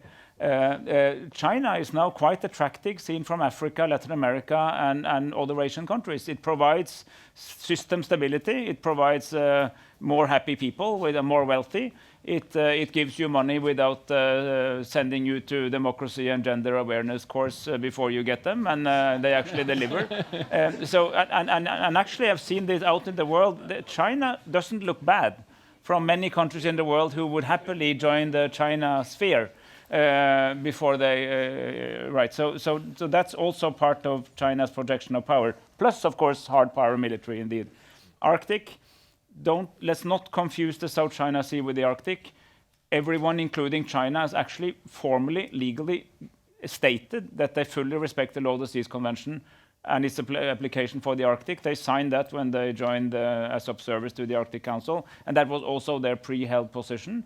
And more importantly, around the Arctic, we know the states. It's not a lot of small island states with weak governance. It's us. It's Canada and the US, and it's Russia and it's Denmark. That's it. To my knowledge, none of them have any particular interest in becoming sort of, providing massive harbors and so on from China. Very different from around the South China Sea. Let's not confuse the two. We have control. We have to watch it and be close. I think we have control over that. Third of 4 quick points. We will be allies with China in free trade. China is fundamentally pro-free trade. As partners in free trade, we should also tell them that with free trades come certain other principles like intellectual property rights and certain rules on state support and so on, which they violate. So without turning into Trump, there is a dialogue to be held there. And why are we leaving it only to Trump to say certain things which are right and then overdoing it and then killing the whole system on the way, as he tends to do when he walks into a room? There is a dialogue to be held if we want to be partners. And of course, we can't do it alone, so we have to do it with partners. Very last point. Most authoritarian systems fail because they don't understand what people think and how they live. Not true for China. If there's something they know exactly what everybody thinks all the time. There's a downside to that. But it also means a much more prepared authoritarian regime to adapt policies to be more in line with what people think. It's not exactly through referendums or elections, but it's simply because they know, and they're very good at knowing it, and that actually has calibrating effects on system survival. Time is flying. So, we are supposed to close the panel very soon. I would like to challenge the panel on one last question before we close the panel and have the response from each one of you. And my question is, up to now we have been discussing more the sort of direct challenges China presents to us. But at the conference there has also been a lot of talk about the more indirect challenge, being that because of China's rise, the United States would have to give priority to the Asian Pacific or Indo-Pacific theater, meaning it would have probably to downsize its presence in Europe. How do we deal with that? Is the solution to try to keep the Americans engaged in Europe, or is the answer to develop the defense budgets in the European countries and have more coordination between the European countries? If Barth can start, Elvenes, Tybring-Gjedde, and then the professor. We need, as a transatlantic power, we need to do everything we can to maintain close relations to the US, both bilaterally and in NATO. But we need to also support Euro-NATO, or the European dimension. We need to take more responsibility because the Americans won't. And the Americans have to be some kind of backup or guarantor of last resort. But most of the work has to be done by Europeans, and then we have to organize better and smarter in order to get that. So that's that answer. I also very much agree with Professor Ross yesterday saying that we should show an interest in the East Asian theater. And we should, as by the way we did in our time in government, we'd occasionally send a few observers, maybe a ship once and then, just to show presence. Not to do anything very important, but the Americans like to have another flag, even if it's from a small country. But beyond that, our work is at home, because we have to do what the Americans will not be doing in the future. Thank you. Elvenes, and then Tybring-Gjedde. We heard today that the only superpower which is not in Arctic today is China. When will China be in the Arctic is the big question. We know that the key driver for China in their global expansion is to secure resources. Their lack of resources will grow, and in 2030, 75% of oil and gas will be imported. So I think it's a question about time when we will see China more in our neighborhood. And in this situation, Norway has a very, very important role, We must not come in that situation that the superpowers stand face to face in our neighborhood with Norway in a more absent role. So our solution, our strategy in this question is to keep the transatlantic connection. It's very, very important. And we have heard and we understand that United States anticipate that Europe and Norway should take a greater responsibility for own security. The reason for that is that United States has no capacity, economic and military, to be here in such degree as they has been, and at the same time being in the South Asia, which the situation require. So the answer is yes, Norway role as NATO in North is growing more and more important. We have to take this role and we have to exceed our defense budget, and we have to strengthen the cooperation with not all of the NATO, but some of the main countries in NATO, which are the countries which are most similar to us. And that is Netherlands, UK, Germany, and France, more or less. Understand me in the right way.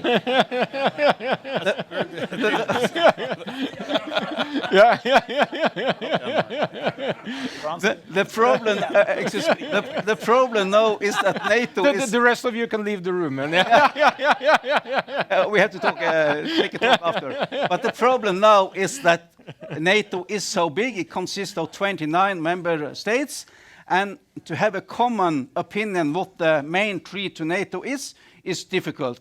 I'm a member of the same NATO Parliamentarian Assembly as you, and in that meeting we observe that states south in NATO consider the situation in Africa and the refugee pressure against Europe as a bigger threat than the Soviet Union, the Russian threat, and perhaps the Chinese presence in Arctic. So therefore I said about France. France is here in the strategic middle. You are now intensifying their... Yeah. So that's the reason. Yeah. Christian Tybring-Gjedde, please. Just very short about this agreement in Norway and China. It's just my point is that this may be necessary, but there's no reciprocity. That was my point. That's why I read. It could be a reciprocity here. You can have a trade agreement. There's no problem. And I also think that because we are in a democracy, we have to be aware that there's a difference if Sanders should win the presidential election or Donald Trump should win re-election.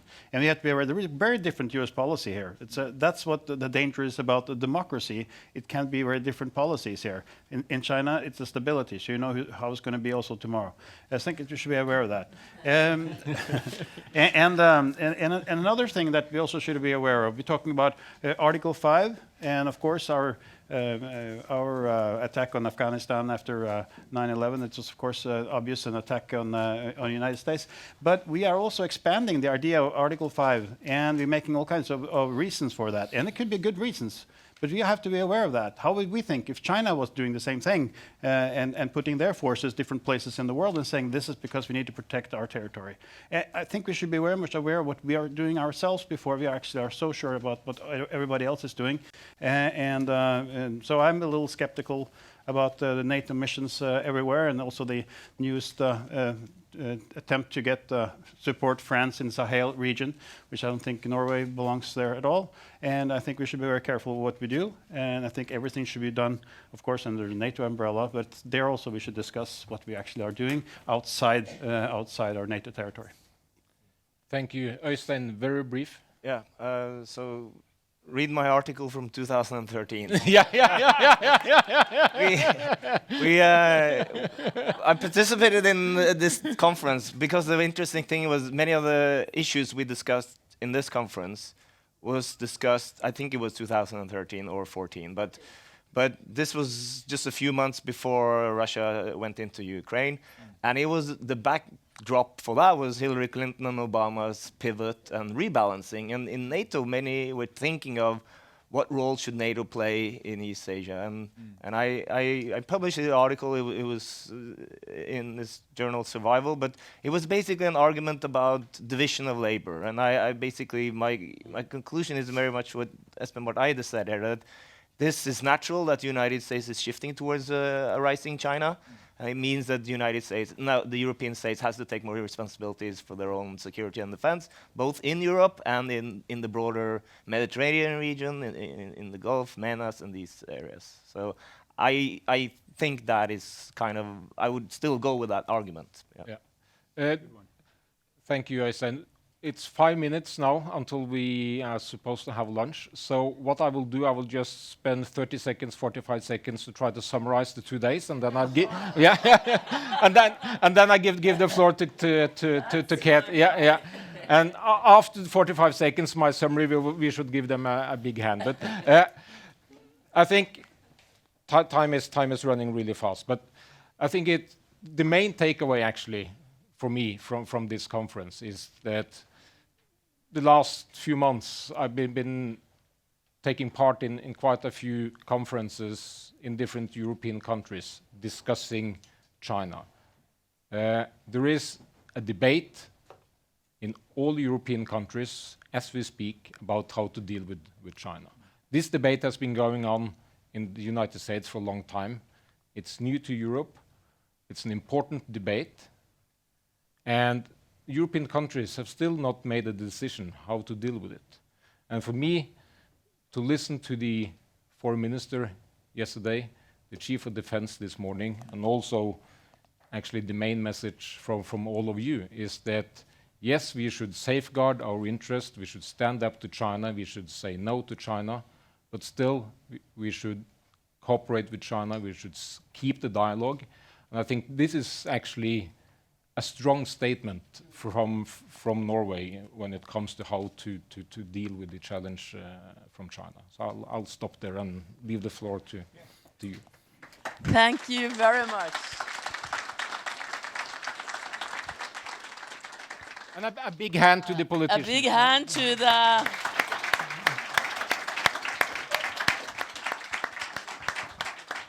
It's just some checks so they can buy some books, if you wonder.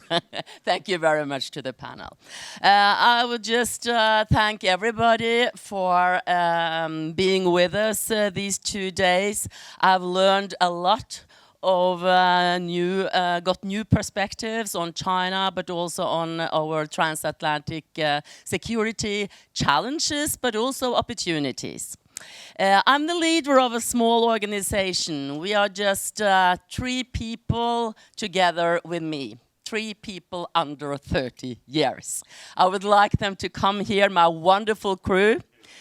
Andrea, Lea, Ida, and Christopher.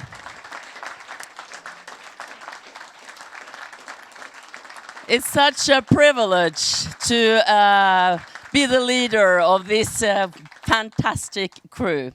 Lea is actually just coming back. She stopped in our office in August to study, but then I hired her for this month just to be here and prepare this conference. Andrea is the one who has developed the whole program. She has found the beautiful picture. She has disturbed all the speakers with mails, with questions on giving them the right flights, and has really been working since October to develop this program. Ida was ill last week. She got an ear inflammation, but she crawled back to the office in order to come here these 2 days. And Christopher has taken care of our internet and published a lot on social media and so forth. They are really amazing people. Please give them a big hand.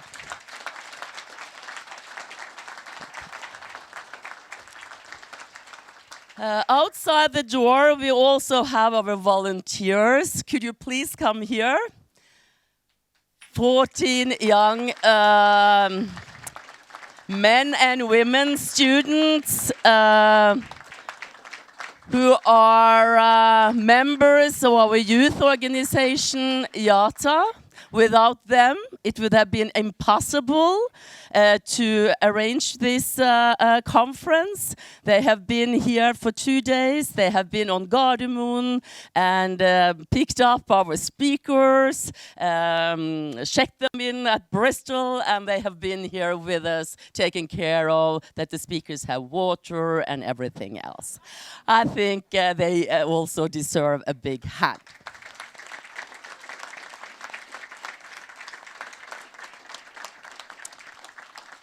And now we are inviting you on the best lunch in Oslo. Bye-bye.